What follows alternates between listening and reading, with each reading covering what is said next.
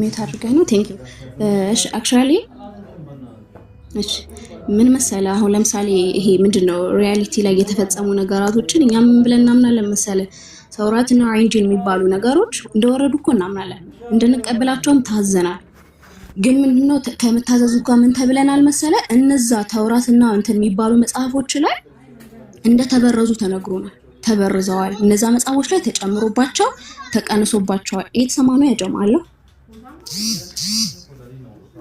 አለው ያጀማ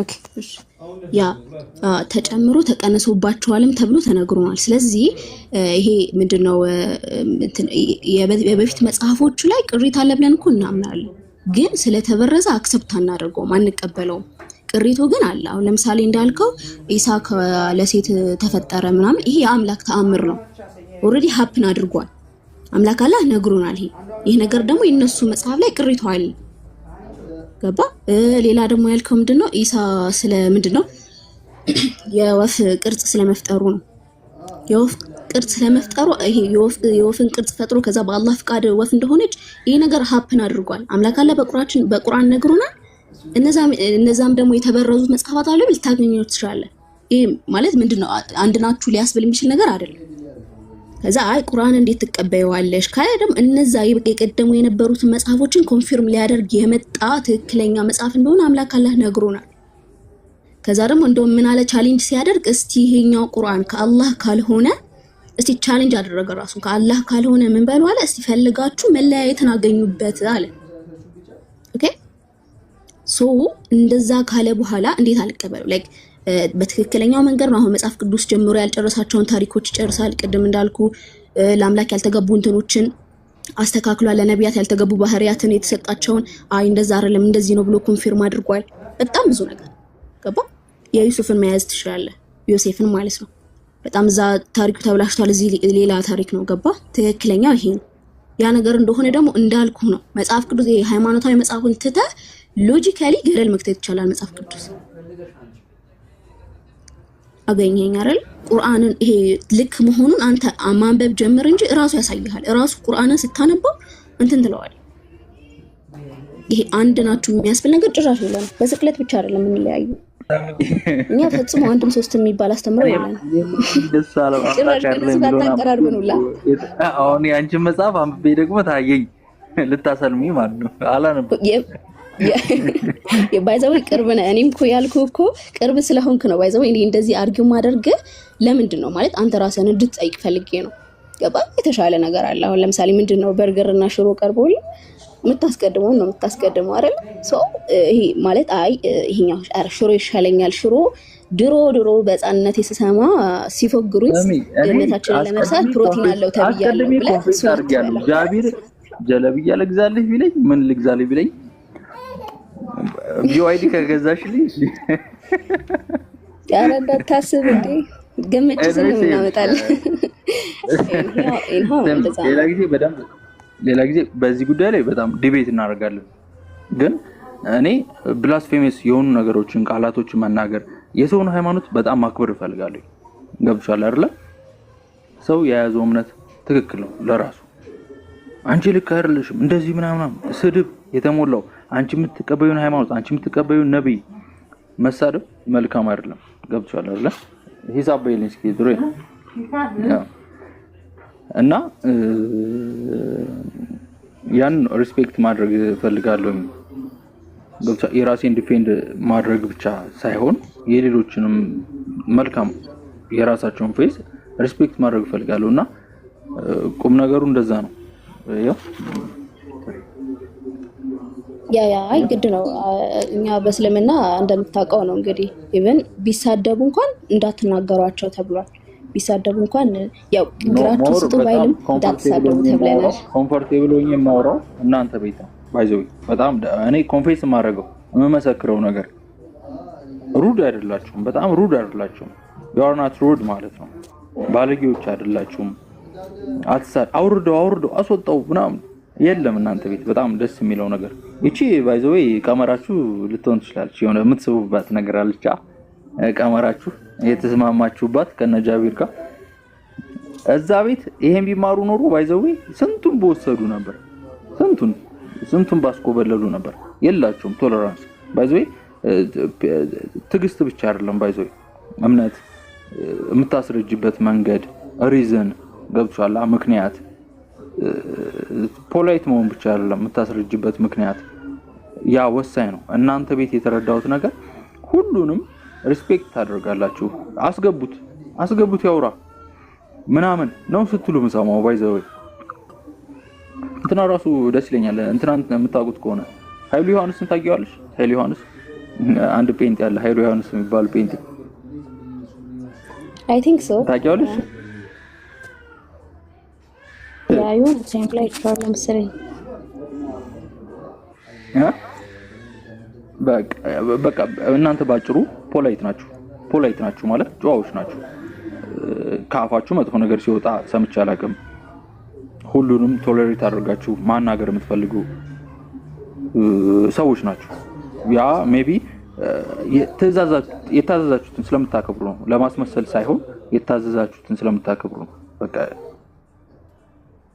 ኦልሬዲ ፖላይት ናችሁ ሌላ ቤት ስለማቀው ነው ይሄንና ኤኒዌይስ ቴንክ ዩ ብዙ ጊዜ እድል ትሰጣላችሁ ለሰው እናንተ ከምታወሩት በላይ ለሌላ ሰው እድል ትሰጣላችሁ ሞር ማሳመን ነው የምትፈልጉት ገብቷላ ብላስፌም ማድረግ አትፈልጉም አንተ እንደዚህ ምናምን ይሄን ነገር ብዙ ጊዜ አንደርስታንድ አደርጋለሁ መልካም ነው ቀጥሉበት ሁሉ ጊዜ በዚህ እንትን ብትቀጥሉ በጣም መልካም ነው እና በጣም ቴንክ ዩ ሁላችሁንም ባይዘው ፖላይትሊ ነው የምታወሩት ሁላችሁንም የተሰበሰባችሁት በሙሉ ቀጥሉበት ለሌሎችም ትምህርት መሆን ይገባዋል ለሌሎችም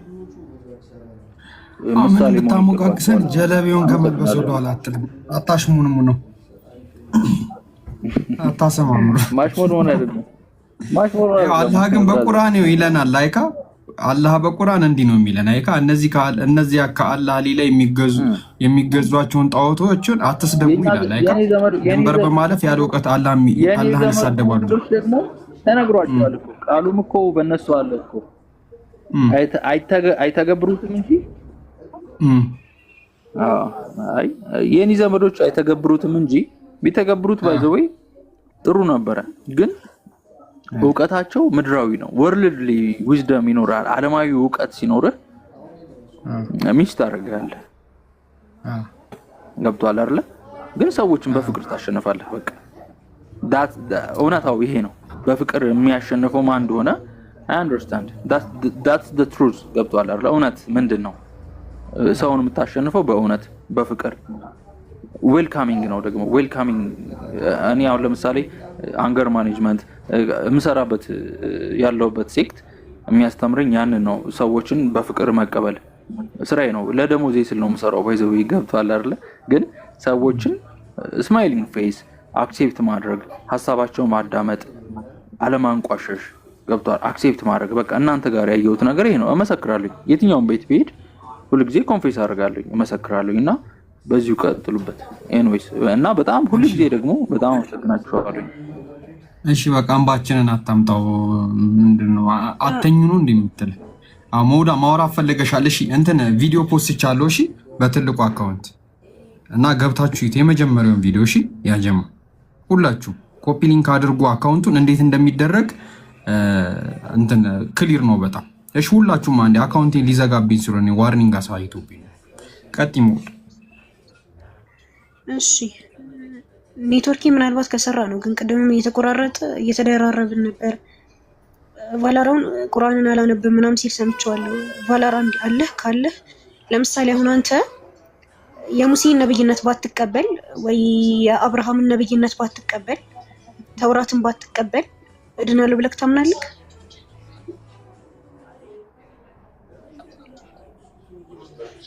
ቫላራ አለህ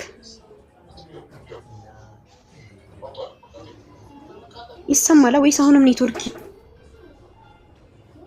ፈርቶ ነው ጀለቢያውን ትሰሚያለሽ ሞድ ይሰማል ግን ድምጽሽ ይቆራረጣል ይሰማል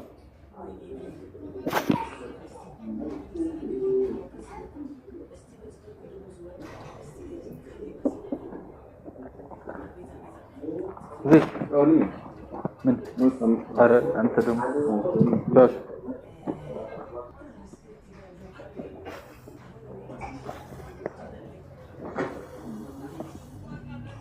ወረደች። ኔትወርክ ይሆናል ጥሩ አይደለም መሰለኝ። እሺ ኤኒያው ቪዲዮውን እየገባችሁ ኮፒ ሊንክ አድርጉ። እሺ እንደሚላችሁ አድርጉ እና በቃ ለዛሬው ቃን እኔም በጊዜ እንትን ልበል እስቲ። መውዳ ከተመለሰች እሷን ሀሳቧን እናስጨርሳትና እስቲ ልተኛ እንቅልፌን በጣም ምሽቶልኛ ጋር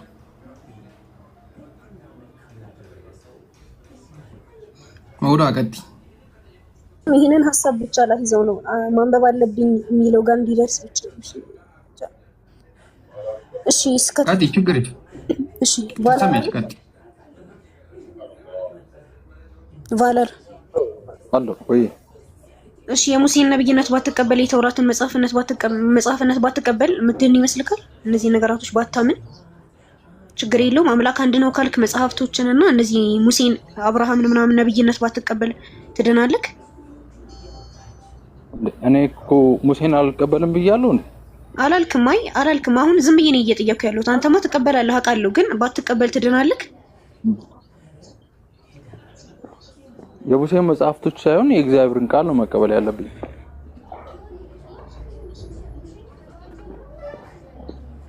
እኮ የእግዚአብሔርን ቃል ይሄ የእግዚአብሔር ቃል እኮ መቀበል አለብህ እንጂ አሁን ባይብል ምንም መጽሐፍ ቅዱስ አይደለም ምናምን ብለህ ብታምን እኔ በመጽሐፍ ቅዱስ አላምንም ጭራሽ ብትል ትድናለህ?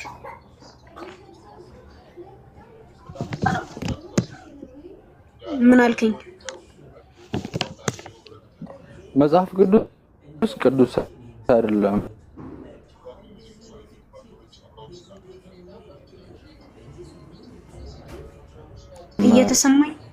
እየተሰማኝ አይደለም። ግን ነው የምታወሪው ወይስ ስለ ሙሴ ነው ያወራሽኝ ያለሽ? እኮ በሙሴ ታምናለህ አውቃለሁ እኮ በሙሴ ታምናለህ። ግን ልክ በሙሴ ማመን እንደሚጠበቅብህ ሁሉ በነብዩ መሐመድ ሰለላሁ ዐለይሂ ወሰለም ማመን ይጠበቅብካል። እሳቸውም ከአምላክ የተላኩ ስለሆነ ማለት ነው። መጽሐፍ ቅዱስን ይሰማል። ጃ እየተሰማችሁ ነው? አዎ ትሰሚያለሽ። ቀጥይ። በደም ነው የምትሰሚው ወይስ ተቋርጫለሁ? እሺ የሙሴን ነብይነት ሳትቀበል ድህነት እንደሌለው ሁሉ የነብዩ መሐመድ ሰለላሁ ዐለይሂ ወሰለም ነብይነት ሳትቀበል ድህነት የለም። ምክንያቱም ዘሴም ስለሆኑ ማለት ነው። እንዲሁም ደግሞ ተውራትን ተቀብለህ ደግሞ መጽሐፍ ቅዱስን ወይም ተውራትን ምናምን ተቀበለህ ደግሞ ቁርአንን አልቀበልም ማለትም አትችልም። ምክንያቱም የፈጣሪ ቃል ስለሆነ ማለት ነው። የፈጣሪን ቃል ግዴታ እንደ ፈጣሪ ቃል መቀበል ይጠበቅብሃል። ነገር ግን የሚሆነው ምንድነው ቁርአን የፈጣሪ ቃል ነው ወይስ አይደለም የሚለውን ጥናት ማድረግ እሱ ምርጥ ነገር ነው። ታች ካለክ የሚሰማኝ ከሆነ ማለት ነው። ቁርአን የፈጣሪ ቃል ነው ወይስ አይደለም የሚለውን ገብተህ ካንበበህ ማጣራት ይጠበቅብካል። ነብዩ መሐመድ ሰለላሁ ዐለይሂ ወሰለም ከአላህ ነው የተላኩት ወይስ አይደለም ብለህ ብዙ ነገር አለ እሳቸው ላይ እንትን ያለ ማለት ነው። ብዙ ተአምራቶች አሉ። ለነብይነታቸው ምስክር የሚሆን እርግጠኛ የምትሆንባቸው በጣም ብዙ ነገራቶች አሉ። ከፈለክ በውስጥ አውራኝ ልነግርህ እችላለሁ። በጣም ብዙ ነገራቶች አሉ ከፈጣሪ ለመላካቸው ማለት ነው። ያንን ማጣራት አለብክ እንጂ እኔ ቁርአንን ጭራሽ አላነብም፣ እኔ ነብዩ መሐመድ ሰለላሁ ዐለይሂ ወሰለም አልቀበልም፣ ቁርአንን ካነበብኩኝማ እንዲህ ቢሆንስ የሆኑ ሰዎች እንዲህ የተኮረጀ ቢሆንስ ምናምን አይደለም። ቅድም ስታነሳ እየሰማሁህ ነበርና የአንድን ነገር የተከሰተውን ነገር ቁርአን አስተካክሎ ሙሉ ክስተቶቹን አስተካክሎ ጻፈልክ። እነዛ ክስተቶች ደግሞ ተከስተው ስለነበረ በፊት የነበሩ መጽሐፎች የሆነ ድብልቅልቅ ባለ መንገድም ቢሆን የሆነ ቦታ ላይ አስቀምጧቸው ሊሆን ይችላል። ነገር ግን ዋናው ነጥብ የሚሆነው ምንድነው ቁርአን ከፈጣሪ ነው አይደለም የሚለውን ማጣራት ግዴታ አለብህ። በቃ አንተ እውነትን እፈልጋለሁ የምትል ከሆነ ግዴታ ነው ይሄ። እውነትን የሚፈልግ ሰው አላይም አላነብም አይባልም። በነገራችን ላይ በጣም ሀሳብክ ምናምን አድንቄያለሁ፣ ግን እቺን ፓርት አልተመቸችኝም። አላነብም አይባልም። እውነትን የሚፈልግና ማወቅ የሚፈልግ ሰው ግዴታ ነው ማንበብ። ከዛ በኋላ የፈጣሪ ነው አይደለም ብለህ በቃ የደረስክበትን ቦታ በደንብ አድርገህ ማጣራት ነው ማለት ነው። ካልሆነ ግን አይ አልከተልም ጭራሽ ቢሆንስ በሚል ሀሳብ ብቻ አላነብም አይሆንም። ነብዩ መሐመድ ሰለላሁ ዐለይሂ ወሰለም ነብይ ናቸው አይደሉም ብለህ ማመን፣ ከዛ ግን የመቀበል ግዴታ ይኖርብካል ማለት ነው። ያንን ነገር ካነበብክ በኋላ ግን ነብይነታቸው ላይ ከደረስክ በኋላ መቀበል ይኖርብካል። ከፈጣሪ ነው የተላከችው ነብዩላህ ሙሳ ከፈጣሪ እንደተላከው ሁሉ ለምሳሌ አምላክ ነብዩላህ አብርሃም ልኮ ወይም ሙሴ ልኮ ህዝቦቹ እኔ በሙሴ ባንተ አላምንም፣ ሙሴ እኔ ባንተ አላምንም፣ ነገር ግን ካንተ በፊት ባሉት ነብያት አምናለሁ፣ አምላክ አንድ መሆኑንም አምናለሁ። ስለዚህ እኔም ያንተ አምላክ አንድ ነው፣ ግን እኔ ያንተን ነብይነት አልቀበልም። ነብይነት አንተ የምትለኝን ነገር እኔ አልሰማም ከሆነ ይሄ ሰውዬ አማኝ ሊሆን አይችልም። ምክንያቱም የሙሴን ነብይነት ሆኖ ከአምላክ የሚላከውን ነገር ስላልተቀበለ ማለት ነው። ነብዩ መሐመድም ሰለላሁ ዐለይሂ ወሰለም በዛው ልክ ነው ከተረዳከኝ ማለት ነው። ቫላር አለ ሐሳብ አለክ በዚህ ላይ ነበርና መቼ ነው ነኝ እያለው አሁን ስለገባት የነብዩ መሐመድን ነብይነት ትቀበላለክ? እዩ ጭፋም አይሰማ የነብዩ መሐመድ ሰለላሁ ዐለይሂ ወሰለም ነብይነት ትቀበላለክ? ምን ችግር አለ? የሰበኩት እኮ አንድ አማል። እሺ በቃ ይኸውልህ አሁን ቁርአን እሺ ቁርአን የአምላክ ቃል ነው ብለክ ታምናለክ? አይ ብቀበልስ አይደለም ታምናለክ? ቁርአን የአላህ ቃል ነው ብለክ እንኳን እሱን የኔም የያዝኩት መጽሐፍ ላይ ስላለብኝ የእናንተን ለመቀበል ይከብደኛል። በራሴም ላይ ጥያቄ ስላለ እኮ እሱን ጥያቄ ከመፍታት ነው እንጂ ቁርአን አላነብም አይባልም። በመጀመሪያ ደረጃ አንዴ ቫላር ሐሳቤን አንዴ እኔ ቅድም ያልኩት መሰለኝ እኔ ታች ያለክ መስሎኝ እኔ ሁሉ ሰዓት ብለፈልፈው አይ አይደለም ታች ያለክ መስሎኝ በጣም ብዙ ሰዓት አውርቻለሁ እና አልሰማከም። ኤኒዌይስ አንዴ በሰፊ እናወራለን። ግን አልሰማኝም መሰለኝ አልነበረም ጭራሽ ወጥቶ ነበር። እኔ በሙሴ አታምንም ምናምን አላልኩክም። እሺ በሙሴ ማመን እንዳለብክ ሁሉ በነብዩ መሐመድም ማመን አለብክ ነው ያልኩት። በአብርሃም እንደምታምነው ሁሉ በነብዩ መሐመድ ሰለላሁ ዐለይሂ ወሰለም ማመን ግዴታ አለብክ። በተውራት እንደምታምነው ሁሉ እኔ አላመንክም ሳይሆን ያልኩት ልክ እነሱ ላይ ማመን ግዴታ አለባት በይ።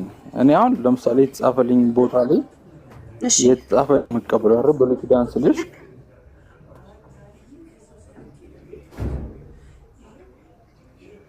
የተጻፈልኝ ነው መቀበለው አይደለ? ብሉይ ኪዳን ካልኩሽ ብሉይ ኪዳን ላይ ያሉት ነብያቶች እንቀበላለን። ነብያትን መቀበል አለ መቀበሉ አይደለም ዋናው ቁም ነገር። ወደ እውነተኛው አምላክ ደግሞ ሊመልስክ የሚችለው ፈጣሪ የላከው ነብይ ነው።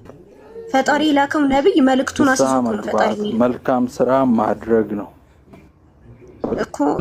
የለም ኔታችን እየተገናኘ አይደለም አሁን እኔ ያለኝ በቂ ነው። ያለኝ የነቢያቶች ቃል በቂ ነው። ያሉኝ የነቢያቶች ቃል በቂ ናቸው። ያሉኝ የነቢያቶች ቃል በቂ ነው። እሺ እኔ ያልኩት ደግሞ ምን መሰለህ ምን ይላል? ወደ እውነተኛው አምላክ ወደ እግዚአብሔር ተመለስ ነው። ቫለር እየሰማከኝ አይደለም መሰለኝ። ይኸውልህ አሁን ለምሳሌ ሙሴ ልበልክ፣ በሙሴ ዘመን አንድ ሰው አለ ልበልክ። እየሰማኝ? እሺ በሙሴ ዘመን አንድ ሰው አለ ይሰማካል? በመጀመሪያ ቫላር ይሰማካል? ድምጼ ታች ይሰማችኋል እናንተ? ይሰማል ወጣ። እሺ ቫላር እየተሰማክ ነው የኔ ድምጽ? አሁን ይሰማካል? ይሰማል። እሺ በሙሴ ዘመን አንድ ሰው አለ ልበልክ ለምሳሌ ሰማከኛ? በሙሴ ዘመን አንድ ሰው አለና ያ ሰውዬ ምን ይላል መሰለክ? እኔ ከዚህ በፊት ባሉት በአብርሃም በቃ ከሙሴ በፊት ባሉት ነብያት እንዳለ አምናለሁ። የነሱ ነብይነት ይበቃኛል አለ። ፈጣሪ ሙሴ ልኮለታል። ለሙሴ ተውራትን አስይዞ ልኮለታል። እኔ አንተ ባመጣከው አሁን በመታምነው በተውራትም አላምንም፣ በሙሴም ነብይነት አላምንም። ነገር ግን በቃ ከዚህ በፊት ያሉት ነብያቶች ይበቁኛል፣ መልካም ስራ ነው፣ የፈጣሪ አንድነት ነው ቢል ይድናል። ሙሴን አልቀበልም፣ የሙሴን መጽሐፍ አልቀበልም፣ ከዛ በፊት ባሉት ግን እቀበላለሁ ቢል ይድናል። ህግና ስርዓት አልከተልም፣ አያገባኝም። እኔ ስላንተ ሙሴ ስለሚባል ግለሰብ እኔ አላውቀውም፣ አያገባኝም። አንተ ስላመጣከው ህግና ስርዓትም ሆነ አንተ ታምናለው፣ ከዚህ በፊት ባሉት ነብያትም አምናለው ብትል ልኩ ዘሲም ናቸው። በቃ እኮ ነብዩ መሐመድ ምን እዛ ናቸው። እኔ መጽሐፍ ላይ አልተገለጹም ነው። ምን ችግር አለው ታዲያ? ምን ችግር አለው? ምንድነው ችግሩ? ችግሩን እኮ እየነገርኩክ ነው። ለምሳሌ በሙሴ ዘመን አንድ ሰው ኖሮ እንደሰጠው ሁሉ እኮ አምላክ ለነብዩ መሐመድም ሰጥቶታል እያልኩክ ነው እኮ። ምን ችግር አለው እንዴ? እኔ ምን አልኩኝ ታዲያ? ተቃወምኩኝ እንዴ? እኮ ችግር ከሌለው ደግሞ አንተ ነብዩ መሐመድንም ሆነ ቁርአንን መከተል አለብክ። ነብዩ መሐመድን እና ቁርአን መጽሐፌ ደግሞ በቂ ነው እያልኩሽ ነው። ሙሴ የሰጠው ህግና ትእዛዝ በቂ ነው እንዴ? እንደዛ አይባልም እያልኩህ እኮ ነው። የተለያየ ነገር እኮ አልሰበኩም። ይኸውልህ በሙሴ ዘመን እኮ ምሳሌ ሰጠው። በሙሴ ዘመን ያለ ሰው ቆይ እስኪ ለምሳሌ የተለየ ነገር ሰብቷል። ስለተለየ ነገር አይደለም እየነገርኩህ ያለው። ለምሳሌ አንተ በሙሴ ዘመን ነክ ልበልና እኔ ከዚህ በፊት ባሉት በቃ በአብርሃም ምናምን ያምናለሁ፣ ግን በሙሴ አላምንም። በሙሴ አላምንም ስልክ ሙሴ ከአምላክ እንደተላከ አያገባኝም፣ ስለ ኦሪት አያገባኝም ማለት ይቻላል? ትላለህ? አይቻልም። ልክ እንደዛው ሁሉ ነብዩ መሐመድም ከአምላክ የተላኩ ናቸው። ስለዚህ እኔ ተውራት ይበቃኛል፣ ለኔ ተውራት ይበቃኛል፣ ለኔ ሙሴና ከዛ በፊት ያሉት ነብያት ይበቁኛል አይባልም። ከፈጣሪ ከሆነ ከፈጣሪ ነው፣ በቃ የመቀበል ግዴታ አለበት። ባይሆን ማጣራት ራሱን የቻለ ነገር ነው። መልእክቱ ይለያያል። ሙሴና ነብዩ መሐመድ ያስተማሩት መልእክት ይለያያል። ሙሴና ቆይ እሺ፣ በራስ እንትን ልጠይቅክና ሙሴና አብርሃም ቆይ ልመልስልክ ነው መልሱን ልታገኘው ነው። ሙሴና አብርሃም የሰበኩት ይለያያል እኮ እሱን ልመልስ አይለያይም እኮ እሱን ልመልስልክ ነው። አንድ አምላክ በስተቀር ያስተማሩት ትምህርት አለ? የለም፣ ሁለቱም አንድ አምላክ ነው የሰበኩት። ሙሴ በቃ አለቀ። እኔ እዚህ ጋር ነው የሚበቃኝ። አንድ አምላክ እግዚአብሔር አለ። እሺ አንድ ጊዜ ብቻ ሰማኝ። መልካም ስራ መስራት፣ ዘካ ማድረግ፣ አንድ አምላክ እግዚአብሔርን ማምለክ። አንዴ ለመጨረሻ ጊዜ ብቻ ልንገርክና ከስሚስ ጋር ትቀጥላላችሁ። ለመጨረሻ ጊዜ ልንገርክና ማለት ነው። ሙሴና አብርሃም ይለያያሉ አይለያዩም? አንድ አምላክ ነው ሁለቱም የሰበኩት? ይለያያሉ። ሙሴና አብርሃም ሁለቱም አንድ አምላክ ነው የሰበኩት? አብርሃም ሲጀምር የሰበከው ነገር የለም። እሺ የሚያምነው አብርሃምም አንድ አምላክ ነው አይደል? ልትነግሪኝ ትችያለሽ። በእኛ መጽሐፍ ሙሴና ከዛ በፊት የነበሩት ነብያት ሁለቱም አንድ አምላክ ናቸው የሚያመልኩት ምናምን የሰበከው ነገር አለ። ነብዩ ኢብራሂም በቃ አለቀ። ሙሴም የሚያመልከው አምላክ አንድ አምላክ መስበኩን ተወውና ሁለቱም አንድ አምላክ ነው የሚያምኑት። ስለዚህ እኔ አሁን ለምሳሌ አብርሃምን አንድ አምላክን ማምለክ አንድ አምላክ እሺ፣ ሙሴን አልቀበልም ማለት እችላለሁ? ሙሴን አልቀበልም ማለት እችላለሁ? እኔ አብርሃምን ነው የምቀበለው። በቃ ሙሴ ስለ ሙሴ አያገባኝም ማለት እችላለሁ?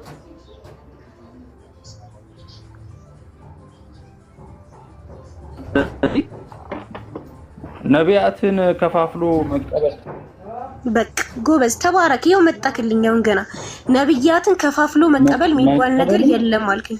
መቀበልም አለመቀበልም መብት ነው። በቃ ጎበዝ በቃ አገኘከው ነጥብ። አብርሃምን ተቀብዬ ሙሴን አልቀበልም የሚባል ነገር ከሌለ ሙሴን ተቀበለህ ደግሞ ነብዩ መሐመድን አያገባኝም የሚባል ነገር የለም። እኔ የሙሴ ይበቃኛል፣ የሌሎቹ ይበቃኛል፣ እኔ ስለ ነብዩ መሐመድ አይመለከተኝም አይባልም። በቃ ሐሳቤን ከተረዳከኝ ተረዳከኝ። ከዚህ በላይ አልችልም። እኔ በእኔ መጽሐፍ ተረድቼሻለሁ። በእኔ መጽሐፍ ነብዩ ሙሴና አብርሃም በእኔ መጽሐፍ አሉ። በእኔ መጽሐፍ ላይ ነብዩ መሐመድ አልተገለጹም። ስለዚህ ግን ነብዩ መሐመድን እቀበላለሁ አልቀበልም አይደለም ትእዛዝ። ምንም እኮ ኮንትራዲክሽን የሚፈጥር ነገር አይደለም። ሙሴም ያዘዘው አብርሃም ኖርማሊ ፕሮፌት ተብሎ ተጠቅሷል። ፋዘር ነው፣ ፋዘር ፊገር ነው። ገብቷል። ነገር ግን ሙሴ ላይ ነው የሚጀምረው በእኛ ህግና ስርዓትን መቀበል። ሙሴ ያዘዘው ምንድነው? እግዚአብሔርን መቀበል ነው። እግዚአብሔር አንድ አምላክ ነው። አለቀ። ሙሴ ነገረኝ መልእክት ነብዩ መሐመድ ደገመልኝ። ምን የተለየ ነገር አለ? አምላክ እግዚአብሔር አንድ ነው። አሁን እዚህ ላይ የተለየ ትምህርት የምታወጭለት ነገር አለ? እግዚአብሔር አንድ ነው። ምን የምታወጭ በማመን ብቻ እኮ አይደለም ነው። ህግ አለ ነው ወይስ ነቢያቶችን ማመን አለብን? ነቢያቶችን እምነት ማለት ምንድነው? በነቢያቶች ማመን ነው እንደ እምነት? ከፈጣሪ መለካቸው መቀበል መቻል። አንድ አምላክ እግዚአብሔር አለ። አንድ አምላክ እግዚአብሔር አለ። ሙሴን ተቀበልኩት፣ አብርሃምን ተቀበልኩ፣ አለቀ። መከፋፈል የለም። ነብያቶች ነብዩ መሐመድ ነብዩ አንቺ ነቢያቶች እሺ፣ ለምሳሌ ከነብዩ መሐመድ በኋላ የመጣ ነብይ አለ? የለም። እሳቸው ተናግረዋል። የመጨረሻ ነብይ ከነብዩ መሐመድ በኋላ የመጣ ነብይ አለ? የለም።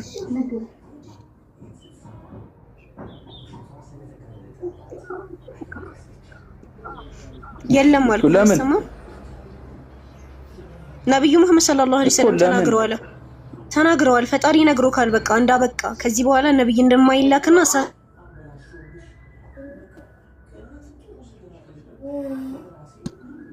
ስለዚህ ከሳቸው በኋላ እኛ ነብይ አንጠብቅ። እሺ ሙሳና ነብዩ መሐመድ የተለያየ ጎስፔል አላቸው፣ የተለያየ ወንጌል አላቸው ወይ የተለያየ ትእዛዝ አላቸው? የተለያየ ትእዛዝ አላቸው? የተለያየ ትእዛዝ አላቸው ወይ? ነብዩ ሙሴና ነብዩ መሐመድ የሰበኩት የተለያየ እንትን አለ፣ የተለያየ መልእክት አለ።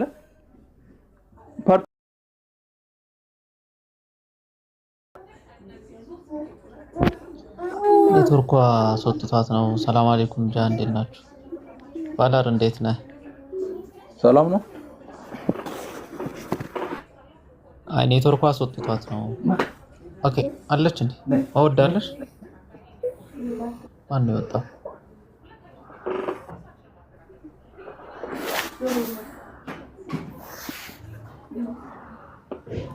ባላር እዚህ ጋር ያነሳው ፖይንት ላይ ግን ከሙሴ በኋላ የተላከ ነብያቶች አሉ እንዴ? ባላር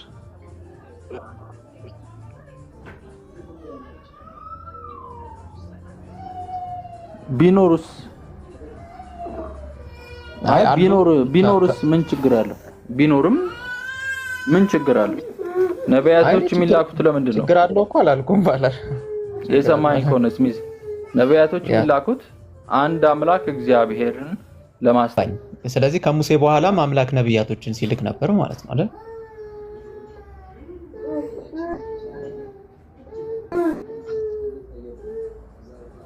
አይደለ ባላር?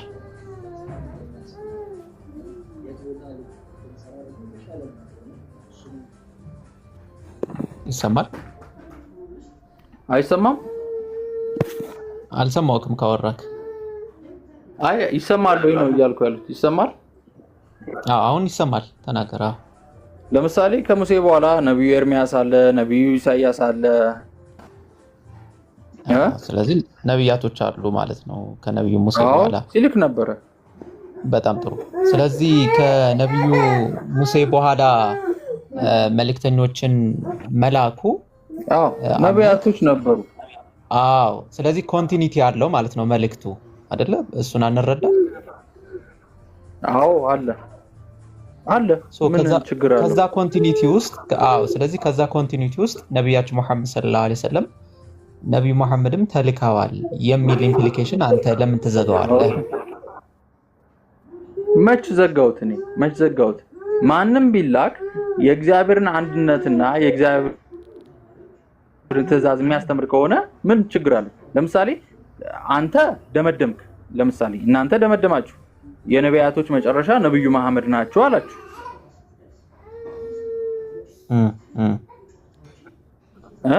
ነብዩ መሐመድ ናቸው የነብያቶች መጨረሻ። ይሄን ደግሞ እኔ መጽሐፍ ላይ ተገለጸ። አንተ ነብዩ መሐመድ ናቸው ብለህ ዘጋ። ከዛ በኋላ ነብዩ ገባኝ። ግን እኔ መጽሐፍ ላይ እንደዛ የሚል ቃል የለም። ደግሞ ከሙሴ በኋላ ኢሳያስ አለ፣ ኤርሚያስ አለ።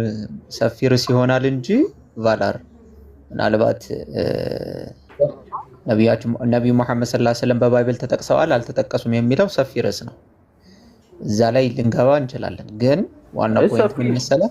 ቢሰፋም ባይሰፋም መሐመድ የሚለው ያማረ የሚለውን ቃል መሐመድ ነው ነብዩ መሐመድ ናቸው ብለህ መተርጎም ልክ ክርስትና እንደማይቀበል ሰው ሞግተሃለሁ። ባይዘይ ክርስቲያን ሆኜ ሳይሆን ብሉይ ኪዳን እንደሚያምን ሰው ሞግተሃለሁ። ለምሳሌ መሐመድ ማለት ያማረ ተዋበነ እኔ ጋር አይሰራም ክርክር። ቤንቴዎች ጋርና ኦርቶዶክስ በእንደሱ አይነት ዝም ብሎ ቫላር እንዲሁ ዝም ብሎ በአንድ ጥቅስ እንዲሁ ዝም ብሎ ቃላቶችን እንደዚህ ባደረገ ብቻ ሳይሆን ስትሮንግ የሆኑ ሙግቶች አሉ። ችግር የለውም እሱ ስትሮንግ የሆኑ አሉ። ግን እኔ አሁን ልልህ የፈለኩት ምን መሰለህ? ኮንቲኒቲ እንዳለው ግን ለምሳሌ ሙሴ ላይ ብቻ አብቅቷል ከማለት ሌሎችም ነብያቶች እንዳሉ ከተቀበልን ሌሎችም ነብያቶች እንዳሉ ካወቅና ከሙሴ በኋላ ማለት ነው ሌሎች ነብያቶችን እንዳሉ ከተቀበልክ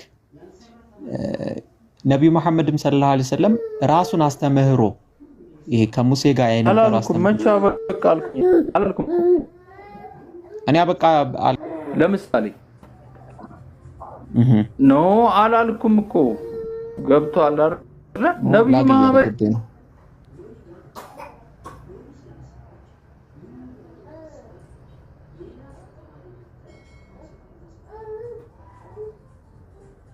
እንደ ነብይ ልቀበልሽ እኔ የሚሰማ ከሆነ ላግ ያረገብነ ቆይቶ ነው የሚደርሰው ለዛ ነው አላር ወሌላ ጊዜ ለየ የሰበኩት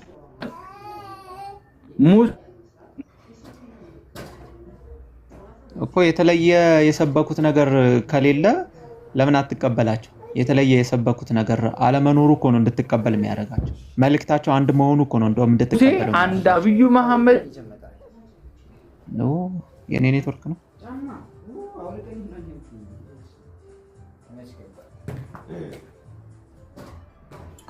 ሀጂ ሰላም አለይኩም። አለይኩም ሰላም ጃዬ ልትወጣ ነበር አይደል? ያዝ አንድ እንትና ቤት እንሂድ፣ እሱ ቤት እናምሽ። ዛሬ ዴቭ ቤት በጣም የምንወደው ቤት እና የምችሉ ከሆነ እዛ እንሂድ፣ እዛ እናምሽ። እዛ ጥሩ ሰው ስለሚመጣ የምችሉ ከሆነ እዛ እንገናኝ ኢንሻአላህ። እኔ እዛ ነው የማመሸው። ገብታችሁ ኮፒ ሊንክ አድርጉ። እሺ ያጀማ ሁላችሁም ፕሮፋይል ላይክ በኢዚ ነው እንትኑን ሰርቼላችኋለሁ። ዴቭ ቤት እንገናኝ ኢንሻአላህ። ሰላም አለይኩም ወራህመቱላሂ ወበረካቱ። ሀጂ እንዴት ነው ያለው ነገር? ሁሉ ሸጋ ወላሂ። አንተ ተጠፋፍተናል ደግሞ እደውልልሃለሁ ወላሂ እደውልልሃለሁ። መርሐባ። እሺ አባቴ ሰላም አለይኩም ወራህመቱላሂ። እሺ አካሲ አወራሽ? እኔ ምን እዚህ ጋር እስቲ የሚያደርገው ስክሪኑ ላይ ሆዴን እያዞረኝ ነው። ምርት እኮ ነው ብዬሽ እኮ በሆድሽ አትይዋ በሉ። እሺ ሰላም አለይኩም ደህና ሁኑ።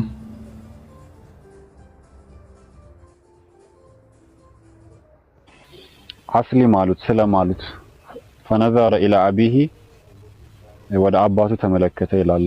አባቱ በጭንቅላቱ አካባቢ ነበር። ነብዩ ሰለላሁ ዐለይሂ ወሰለም በዛ በኩል ነበር የተቀመጡት። አስሊም ስለም ሲሉት ፈነዘረ ኢላ አቢሂ ይላል። ወደ አባቱ ተመለከተ። ከዛ አባቱም አቲ አቡል ቃሲም አለ። አቡል ቃሲምን ታዘዘው አለ። ፈአስለመ ሰለመ። ነብዩ ሰለላሁ ዐለይሂ ወሰለም በሚወጡ ጊዜ እንደሞተ ተነገራቸውና አልሐምዱሊላህ الذي انقذه مني من النار አሉ። በእኔ ከሳት ተጠበቀው አምላክ ምስጋና የተገባው ነው። የታመመ ከሃዲ መጠየቅ ምናምን እንደሚፈቀድ የሚያሳይ መረጃ ነው። ይሄንን ይጠቅሱታል። تلك الجنة التي نورث من عبادنا من كان تقيا وما نتنزل إلا بأمر ይሰማል ድምጼ? እሺ አሚና አለሽ ማማዬ? አለ። እስኪ ሰዎቹን ግልጽ አድርጋቸው። እሺ ምን አይነት ሰዎች ናቸው? እንደዚህ ሸሆቹ ምናምን እየተባለ ስለት ምናምን የሚሳሉላቸው ናቸው? አይዋ አሁን እንደዚህ ቢድዓ የሚሰሩ ማውለድ የሚሰሩ ሰዎች አሉ አይደለ? እነዛ ራሳቸው ጣዖት ናቸው ማማዬ። تلك الجنة ልብ አመጣለት። እዚያ ለቃው መሻለና ተቀበለ። ከዛ በኋላ በሌላም ጊዜ ፍየል እረድና አሁን ደግሞ ክፉ የምትለውን የስጋ አይነት አምጣልኝ ከፍየሉ አለ። አሁንም ሉቅማን ፍየሉን አርዶ ቀልቡን ልቡን አመጣልኝ። ክፉ ስጋ አምጣልኩህ ልቡን አመጣልኝ። ምን ለማለት ፈልገህ ነው አለው። አለቃ ይኸው አለው ሉቅማን፣ በሰውነት ውስጥ አንዲት ስጋ ትገኛለች፣ እርሷ ልብ ነች። እርሷ ከተስተካከለች የሰውየው ሁሉ ማንነቱ ይስተካከላል። እርሷ ከተበላሸች የሰውየው ማንነት ሁሉ ይበላሻል። ከዚህ አንጻር ነው የስጋዎች ሁሉ ምርጥ ትሆናለች እርሷ ምርጥ ስትሆን። እርሷ ክፉ ከሆነ ሐኪም ሐኪምነት ያሰኘው ጥበበኛነት ያሰኘው አላህ ስብሐነሁ ወተዓላ ይህን ጥበብ የሰጠው ወለቀድ አተይና ሉቅማን አልሕክማ ይላል። በእርግጥም ለሉቅማን ጥበብን ችሬዋለሁ ሰጥቼዋለሁ እያለን አምላካችን አላህ ያለ ቀጥል። ከላይ ሰላም ብያለሁ። እንዴት ነሽ ኮከብ? ችግር የለውም እናቱ እኮ ነች እናቱ። እሺ ሌላኛው ጥያቄ አይሰማም? እሺ ቀጥል። ሌላኛው ጥያቄ አንድ ሰው ለምሳሌ የኛው ከላይ ውጭ ሀገር ያለን ሰዎች በየወሩ ደሞዝ እየተቀበልን ያን ደሞዝ ለምሳሌ ብናጠፋው ያን ደግሞ ከጠፋ ዘካ የለበትም። ወንድም ገንዘብ ካለ በአቅራቢያ ወደ ወርቅ ቤት ይሄድና 595 ግራም ብር ስንት ይሸጣል በላቸው። የሚነግሩህ ያ የዘካው መጠን ነው። 100 ሺህ ጋር 100 ሺህ ስታወጣ ምን ያክል ነው ከተባለ 100 ሺህ ሲካፈል 40 የሚመጣው የዘካ ብር ነው 2500 ማለት ነው። በዚህ መሰረት ሌላኛው ጥያቄ ለምሳሌ እኛ የምንሰራው የሆነ ድርጅት አለ ሸሪካ። ያ ሸሪካ ደግሞ ያው የዶሮ ሸሪካ ነው። ያ ሸሪካ ደግሞ ትንሽ ጫጩት ነው። ጫጩቶች ወንዶችን እንገላለን፣ ሴቶችን ከሸሪዓ አንፃር አይቻልም። ያለምንም ምክንያት እንስሳት ዶሮዎችን መግደል ኃጢአት ነው፣ አይቻልም፣ አይፈቀድም። ነብዩ ሰለላሁ ዐለይሂ ወሰለም መን ቀተለ መስፉረን በገይሪ ሐቅ ሰአለሁ ላሁ የውመል ቂያማ ነው። ወፍንም ብትሆን እንኳን ያለምንም ምክንያት የገደለ ሰው የትንሣኤ ቀን ይጠየቃል ብለው ነብዩ ሰለላሁ ዐለይሂ ወሰለም ተናግረዋል። ያለበት ሸሪካ ምክንያት ነው ብሎ ያስቀመጠው ለምሳሌ ያው ወንዶች ስለማይፈለጉ እዚህ ጋር ባይገደሉ ኖሮ እዚህ ሽታ ያመጣሉ የሚወስዳቸው ሰው ስለሌለ እሱ የሚፈልገው ገድሎ ተላጃ ላይ አስቀምጦ መሸጥ ነው እኮ። ይኸውልህ ወንድም እስካል እንትን አዘለም አይ ምክንያት ካላቸው ለምሳሌ ያው ከተገደሉ በኋላ ያው ይሸጣሉ፣ መልሰው ይሸጧቸዋል። እሺ ከሞቱ ትጥላቸዋለህ። ካልሞቱ ግን እነሱ መቀበል አይቻልም ማለት ነው። እሺ የወርቅ ቀለበት ተላከላት። ያኔ በሰወክ ነው የተላከላት አለች። እሺ ተሰውክ እንዲህ አይነት ዕቃ የጠፋ ሰው ካለ ጠፍቶ እኮ አይደለም፣ በስሟ ነው ቀለበቱ የተገዛው፣ በስሟ ነው። ስልክ ቁጥሯ ምናምን ፋቱራ ሁሉ አለው። እስራኤል ብለህ ቤቷ ወስደውና ያደረሱ ግን ማንነታቸውን አልገለጹላትም። ኦኬ እንደመጣ አታውቅም። ልመልስ ብትል እንኳን ባለቤቶቹን አታውቅም። አይዋ ከሆነ እንደሱ ከሆነ ምናልባት በስተት የመጣባት ገንዘብ ሊሆን ይችላል እና የጠፋው ሰው ብላ በሶሻል ሚዲያ ላይ ታሳውቅ። የዛኔ በትክክል ሰውየው መጥቶ ያንን ምልክት ገልጾ ከተናገረ የዛኔ ትሰጠዋለች። ካልሆነ ግን የሌለ ምልክት ቢናገር አትሰጠውም። ታዲያ ካልመጡስ ከተባለ ለምስኪኖች ለድሃዎች ያንን ሽጣ ሰደቃ ዘካ መስጠት ማነው ሰደቃ መስጠት። አይዋ ጀዛኸል ወያኩ እስቲ ያቀለቀት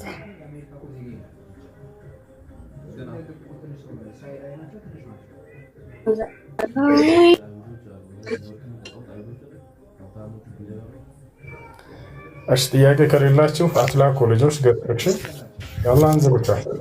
ሰላም አለይኩም ወራህመቱላሂ ወበረካቱሁ። ወአለይኩም ሰላም ወራህመቱላሂ ወበረካቱ። እንዴት ነህ? ሁልኝ ዳን አልሐምዱሊላህ። በጣም ደስ ብሎኛል ስላገኘሁ። መርሐባ።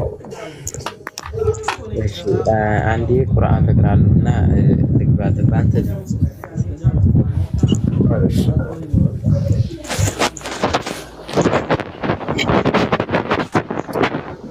أعوذ بالله من الشيطان الرجيم بسم الله الرحمن الكتاب وجعلني نبيا وجعلني مباركا أينما كنت أوصاني بالصلاة والزكاة ما دمت حيا وبرا بوالدتي وعلي يوم ولدت ويوم أموت ويوم أبعث حيا አመሰግናለሁ ስላዳመጣችሁኝ ሌላ ጊዜም ኢንሻአላህ ማሻአላህ ማሻአላህ ማሻአላህ ጀዛከም እሺ ሰላም አለይኩም ሁሱ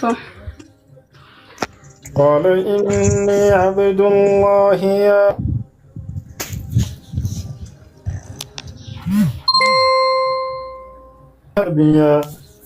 وجعلني مباركا أينما كنت وأوصاني بالصلاة والزكاة ما كنت حيا أشي كتبه ሰላም ነው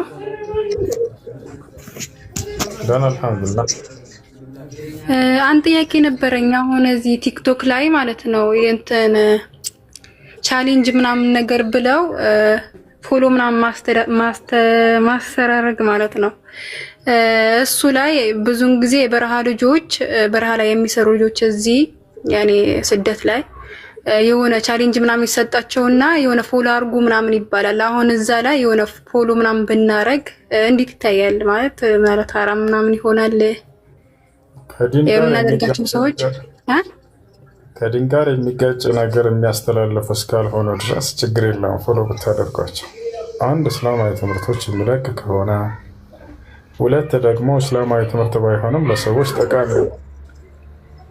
ጠቃሚ የሆነ ለምሳሌ ሙያዊ ነገራቶች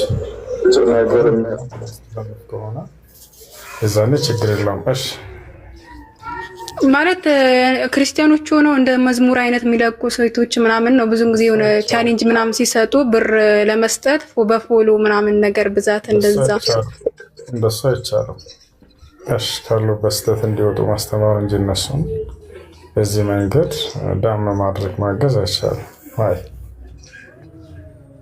ያኔ ፎሎ ማድረግ አይቻልም ማለት ነው አንቺና ወረድ ነው የሚቻለው እህቴ የማን ዝልታይ ጥያቄ ያለ ይቀጥል ወአለይኩም አሰላሙ አለይኩም ሁሴን አህመድ ወአለይኩም ሰላም ወራህመቱላሂ ወበረካቱ እንዴት ነህ ደህና ነህ አልሐምዱሊላህ ዛሬ በአሳር ገባሁ ዛሬ አንተ ቤት ማነው አሳር ሰይድ አሊ ነኝ መርሐባ እንዴት ነህ ሰይድ አሊ ሰላም ነው ደህና ነህ ወይ እንደው እዚህ ቤት እኔ በጣም ዛሬ መጨረሻ ደረሰኝ ስሜን ዳገትና ምናምን ብዬ እንጂ ማና እንዴት ነህ ደህና ነው እንዴት ነው ቤተሰብ ሁሉ ደህና ናቸው እና ሀዋ ሁሉ ሰላም ነው ወላሂ አልሐምዱሊላህ አለን ወላሂ ማሻአላህ አላህ ይጨምርልህና እዚህ ቤት ብቻ ቋሚ ሰው አድርገኝ መርሐባ ኢንሻአላህ አድሚኖች አስቀምጥ ከዚህ በኋላ ከላክ ኢንሻአላህ እና እሺ በቃ አስተምር በቃ ቁጭ እላለሁ መርሐባሽ አይ ጥያቄ ለቀጥ ከታች ጥያቄ አላችሁ ሰላም አለይኩም ኡስታዝ ወአለይኩም ሰላም ወራህመቱላሂ ወበረካቱ የባለፈው ልጅ ነኝ እንትን ያልኩ ማክሰኞ ዕለት ጓደኞቼ ትምህርት ቤት ያልኩ እሺ ይዛቸው መጣ አይ እንትን እንፈራለን ምናምን አሉኝ እነሱ ምንድነው የሚፈሩት አልበላቸውም እኮ እሺ እንዲያ ላይቭ ላይ ገብቶ ማውራት እንፈራለን አሉ እሺ ስልክህን አስቀምጥልኝ እሺ ኮሜንት ላይ አይቼዋለሁ እሺ ለማንኛውም ይዛቸውና ምንም የሚያስፈራ ነገር የለውም መወያየት ነው ማውራት ነው በቪዲዮ አትታዩም በራስዎ እሺ ሀሳብ ብቻ መለዋወጥ ነው በቪዲዮ አትወጡም ችግር የለውም በድምጽ ብቻ ነው በላቸው እሺ ግን ሁሱ አንድ ጥያቄ ልጠይቅ እሺ እንትን ኢንጂል እንደተበረዘ ቃል በቃል የሚናገር አለ ወይ ብሎኝ ነው الله سبحانه وتعالى بالقرآن لي فويل للذين يكتبون الكتاب بأيديهم ይላል ወየውላቸው ለእነዚያ መጽሐፍን ጽፈው ثم يقولون هذا من عند الله ይህ የመጣው ከአላህ ነው ብለው ለዋሹ ሰዎች እያለ ይናገራል መጽሐፍ ነው ብለው የተናገሩት የሆነ ቃል ነው ትልቁ የመበረዝ አይነት እሱ ነው 5 አይነት ነው መበረዝ ሲባል ጊዜ አንደኛው የራሳቸውን መጽሐፍ ጽፈው ይሄ ከአምላክ የመጣ ነው ብሎ የተናገሩ ሰዎች ልክ እንደ ጳውሎስ አንድም ነቢይም አይደለም አንድ መረጠውም የለም ክርስቶስ መርጦኛል ብሎ ተነሳ በራሱ የሆነ ጊዜ ላይ። ከዛ የመጽሐፍ ቅዱስ ክፍሎችን በርካታውን እሱ ጻፈላቸው እና ይህ ነው። እሺ በውስጥ ቁጥርን አስቀምጥልኝ ኮሜንት ላይ መግባት ካልፈልግ እና ይዛቸው ናሽ። ለማንኛውም ሰላም አለይኩም። ሰላም ወራህመቱላህ። ሰላም ነው። አንድ ጥያቄ ነበረኝ።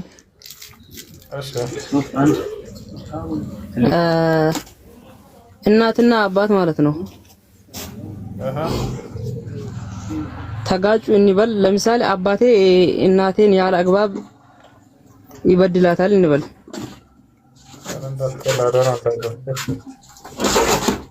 ከዛ እኔ አባቴን መከርኩት፣ ተዋልኩት፣ አልሰማለኝ። እኔ እሺ አላግባብ እሷን ይበድላታል፣ እኔ ምን ማድረግ አለብኝ? መበደል ማለት ጉዳት ያደርስባታል ምናምን ወይስ ምንድን ነው? ይመታታል ነገር ምናምን ያሰቃያታል ማለት። አይ እንደሱ ከሆነ ፍች መስጠት ነው። ይሄንን መክራችሁት አስመክራችሁት ከተስማሙ ሰየው።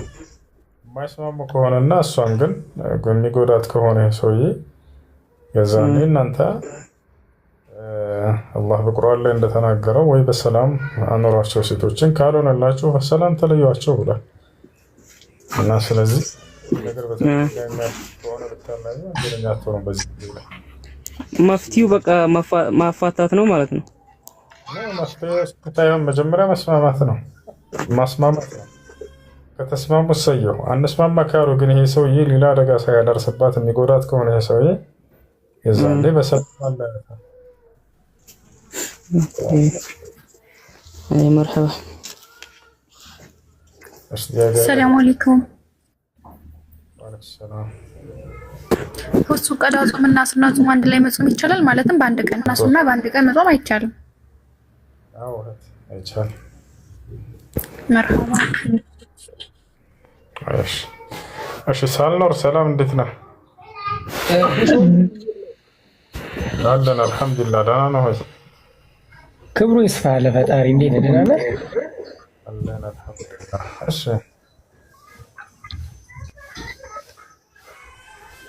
ይሰማል? ሁሱ ይሰማል? አዎ ይሰማል። እሺ አመሰግናለሁ ሁሱዬ ወንድሜ። ተትናንት በስቲያ እያስተማርክ አስገባይ በል ያው ብዙ ሰው ስለነበረ አልመቻ አለና ሴቶች መንግስተ ሰማያት አይገቡም እያልክ ነበርና እንዴት አድርገህ ተረድተው ነው? መረዳትን እንዴት አድርገህ አይተው ነው ወይ መረጃ አለ ወይ? ለዛ እንዲያስትል እየሰማሁ ነበረ ሁሱ። እኔን አመሰግናለሁ። ምን መሰለህ ያልነው ይዛኔ ለምሳሌ በቁርአን ላይ ሴቶች ገነት ይገባሉ ብሎ አላህ ሱብሓነሁ ወተዓላ በግልጽ ይናገራል።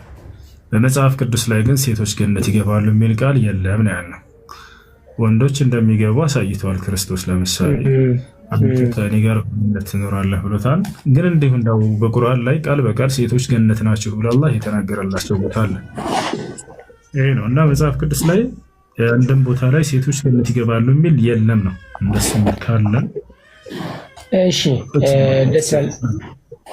እሺ ሁሱ ግን ሁሱ የማቴዎስ ወንጌል ምዕራፍ 25 ላይ የዮሐንስ ወንጌል ምዕራፍ 14 ላይ ደግሞ እኔ ሄዳለሁ ይላል። የማቴዎስ ወንጌል ምዕራፍ 25 ላይ ደግሞ በዚያን ጊዜ መንግስተ ሰማያት መብራታቸውን የያዙ ሙሽሮችን ሊቀበሉ የወጡ 10 ቆነጃጅትን ትመስላለች እና ከእነርሱም 5ቱ ሰነፎች 5ቱን ደግሞ ልባሞች ብሎ መንግስተ ሰማያትን እንደውም በሴቶች ነው የመሰለና 5ቱ እንደገቡ ሙሽራው ክርስቶስም ደግሞ መቶ እንደወሰዳቸው እንደያዙ ከመልካም ስራ ጋር ነው የሚተረጎም። ነገር ግን መንግስተ ሰማያት ከመግባትም አልፎ ሴቶቹ ምሳሌም ሆነው ቀርበዋልና እንዴት ተረድተው ነው ብዬ ለመጠየቅ ነው የገባውኝ። ቅድም የተናገርኩ ነበር። በደንብ ከሰማኝ ሴቶች ብሎ አምላክ ቃል በቃል ገነት እንደሚገቡ ይነግረናል። ሴቶች ገነት ይገባሉ ብሎ ይናገራል። ልክ እንዲሁ እንዳው ሴቶች ገነት ይገባሉ የሚል መጽሐፍ ቅዱስ ላይ ሴቶች ገነት ይገባሉ የሚል ቃል አለ ወይ? አለ። ማቴዎስ 25ን አንብበዋል ግን አይተዋል? ሁሱ ማቴዎስ 25ን ማቴዎስ 25 ቁጥር ስንት? እስከ 1 ጀምረህ አንብበው። እሺ። በዚያን ጊዜ መንግስተ ሰማያት መብራታቸውን ይዘው ሙሽራ ሊቀበሉ እየወጡ 10 ቆነጃጅትን ትመስላለች አለ። ማንን ነው ትመስላለች እያለ? መንግስተ ሰማያትን ነው የሚላት። የተመሰሉት በሴቶች ነው እኮ። ስለዚህ እየተናገረ ያለው ስለ መንግስተ ሰማያት ነው። ስለ መንግስተ ሰማያት ነው። ጨርሰውና ችግር የለም። ሌላ ሚስጥር ስላለ እናብራራዋለን። ከእነርሱም 5 ሰነፎች 5ቱም ልባሞች ነበሩ። ሰነፎቹ መብራታቸውን ይዘው ከእነርሱ ጋር ዘይት አልያዙም ይላል። ልባሞቹ ግን ከመብራታቸው ጋር በማሰሯቸው ዘይት ያዙ። ሙሽራውን በዘገየ ጊዜ ሁሉ እንቅልፍ አላቸው። ሌሊት ነው የሚለው ሲሆን እነሆ ሙሽራ ይመጣል፣ ትቀበሉትም ዘንድ ውጡ የሚል ውካታ ሆነ። በዚያን ጊዜ እነዚያ ቆነጃጅት ሁሉ ተነሱና መብራታቸውን አዘጋጁ ይላል። ሰነፎችም ልባሞችም መብራታቸውን ሊያጠፉብን ነው፣ ከዘይታቸው ስጠን አሏቸው። ልባሞች ግን መልሰው ምናልባት ለእኛና ለእናንተ ባይበቃስ ይልቅስ ወበሩትም ከእርሱ ጋር ወደ ሰርግ ገቡ ይላል። ወደ ሰርጉ ገቡ አለ። አሁን እኔን ተረድተዋል? ይህንን መጽሐፍ ቅዱስ ብዙ ጊዜ መጽሐፍ ቅዱስ ሜታፎሪክም አለው ሰምና ወርቅም አለው እና እንዴት ተረድተህ? ጥያቄው ነበር መሰለ ቃል በቃል ገነት ይገባሉ የሚል ቃል አለው ወይ ነው? ሴቶች 5ቱ ገቡ ከሆሱ። እነዛ 5ቱማ መብራት የሌላቸው እንዴት መሰለው እሱ ዝጋ የሚያሳየው እነዛ መብራት አላቸው 2ቶችም ግን ደግሞ ዘይት ጨርሰዋል። አየ መብራት ብቻ የያዙት ሃይማኖት ብቻ የያዙት መብራት ብቻ የያዙት ነገር ግን ዘይታቸው ያለቀ ሙሽራው ሲመጣ ሄዱ። ሙሽራው ክርስቶስ ነው ታውቃለህ። 5ቱ ግን መብራታቸውን ከዘይት ጋር ያጣመሩት ወደ ጎን ገቡ። ለዚህ ደግሞ ማረጋገጫችን ደግሞ የት ጋር ነው ታልክ? ወንድም ሴት የሚለው ገላትያ 3:28 ላይ እናውጣና ነው እንዴት እንደሚል ያው ለምን መሰለው እሱ እንደዛ ምለ እኔ አሁን ወደዚህ ወደ ቲክቶክ ከዚህ እንጨርስና ወደ ቀጣይ ጥቅስ እንሄድ። እሺ እየተናገረ ያለው ስለምንድን ነው? ይሄ ስለ መንግስተ ሰማያት ነው የሚናገር። ስለ ትንሣኤ ቀን ነው። ክርስቶስ የሚመጣበትን ቀን አስመልክቶ ክርስቶስ የሚመጣበትን ቀን እኮ ክርስቶስ የሚመጣበት ስለ ፍርድ ቀን እኮ ነው። ወደ ሰርግ ቤት ገቡ። የሰርግ ቤት የተባላቸው መንግስተ ሰማያት ናት። ለፍርድ ቀን ስለ ፍርዱ ቀን ያወራል እንጂ እዚህ ቦታ ላይ ስለ ሌላ አይደለም እያወራ ያለው። አይተህ ከሆነ ጥቅስም በደንብ ማለት ነው። ለፍርድ ቀን ትሆን አይ እኔማ ከማየት መሆሱ አመስጥሬዋለሁኝ እኮ 78 ችግር የለውም። ዘይት ያላዙ ታዲያ ወዴት ነው? ለፍርድ ቀን ትሆነ ዘይት ያለቀባቸው አንዴ ስለምን እያወራ ነው? መጀመሪያ ስለ ፍርዱ ቀን ነው እያወራ ያለው። ስለ ዳግም ስለመምጣቱ ክርስቶስ በዚያን ጊዜ ስለሚሆነው እየተናገረ ነው። ሁለተኛ ነገር እዚህ ቦታ ላይ የተጠየቀው ምንድነው? ሴቶች ገነት ይገባሉ የሚል ነው። እዚህ ቦታ ላይ ምሳሌ እየተናገረ ነው ክርስቶስ። ሁላቸውንም በአንድ ቃል እየገለጸ ነው። አሁን ይህ አንዳንዴ ብዙ ሴቶች ገነት ይገባሉ የሚል ነው። አንድ ቤት አድርገው መላእክቶች አሁን ለምሳሌ በሴት ሊገለጽ ይችላል። መልአክ በሴት ሊገለጽ ይችላል። ለምሳሌ ያው ግን ሴት ነው የሚል ጋር እንትን አይደለም፣ ምሳሌ ነው እዚህ ጋር እየተናገረ ያለው ክርስቶስ። አሁን ግን የተጠየቀው እንደው በገነት ሴቶች በገነት ይገባሉ የሚል ቃል አለው ወይ ነው? ሴቶች በገነት ይገባሉ የሚል በግልጽ የተናገረበት ክርስቶስ። እሺ ሁሱ ከጨረስክ ልቀጥልን። የላወራው ጨርሰህ ጥያቄውን ሰምተኛል? አዎ ሰምቻለሁ። ሴቶች ብቻ እነዚህ ወንዶች አይደሉም እኮ አስሮቹ ሁሱ ሴቶች ናቸው እነዚህ። አንዴ እዚህ ቦታ ላይ በጥቅሉ እየተናገረ ነው አይደል ክርስቶስ መንግስተ ሰማያት የሚገቡ አካሎችን በምሳሌ በሴቶች መስሎ አዎ ሴቶችን ግን ገቡ ይላል። ሴቶች የሚለው ቃል ነው። 5ቱ ምንድን ናቸው? 10 ሴቶች አሉ። 5ቱ ዘይታቸው አልቆባቸው ችግር የለም ሴቶች ካላይ በዚያን ጊዜ መንግስተ ሰማያት ያለው ብሎ የተናገረው 10 ሴቶች ቆነጃጅት ትመስላለች። ሴቶች ይላል ካለ ችግር የለም። ሴቶችን በእነሱ ነው የተመሰለ አንዴ ሴቶች የሚል ቃል አለ ወይ? ሴት ወንድ አላለም ክርስቶስ እኮ እዚህ ጋር ሳለው። ጥያቄው ግን ምን መሰለህ? ቆይ ላሳይህ። በቃ አልተረዳህም ማለት ነው። ቆይ ላሳይህ አንዴ እሱን አይደለም ማሳይህ እንዴት እንደሆነ ነው ሲይዝ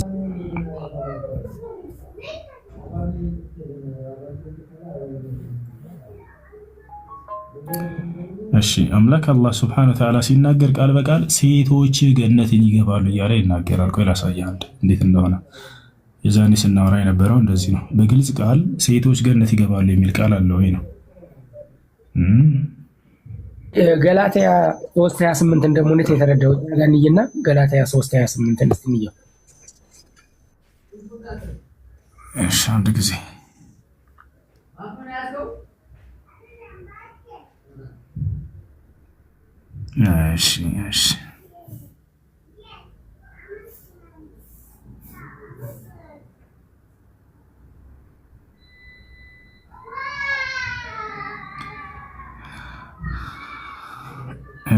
እሺ አንዴ መብራት ጠፍቶ ነበር። ቪዲዮ ያልከፈኩት ጨለማ ስለነበር አንዴ እንትን ልበላችሁ። እሺ ረመዳን አውጣለት ይመቻል። ሴቶች ገነት ይገባሉ የሚል ቃል ካለ ይመቸኛል። ትልቁ ላይ አድርግ።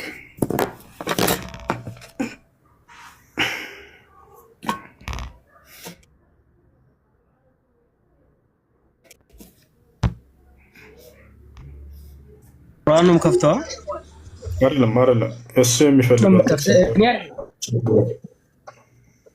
ሌላ ንበው ተበቀርክ።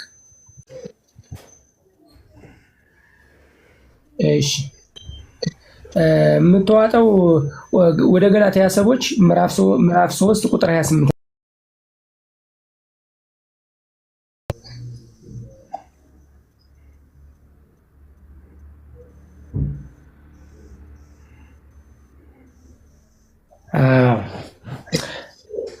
ላንበውኔ አይሁዳዊ ወይም የግሪክ ሰው ጨዋ ሰው የለም፣ ወንድም ሴትም በክርስቶስ ኢየሱስ አንድ ሰው ናቸውና ይላል።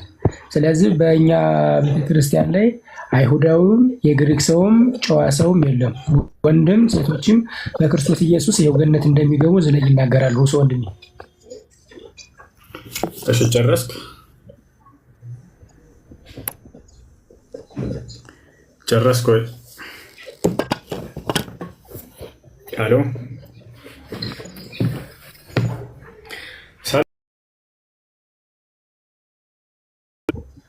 በቃ የተባለው ምን መሰለህ?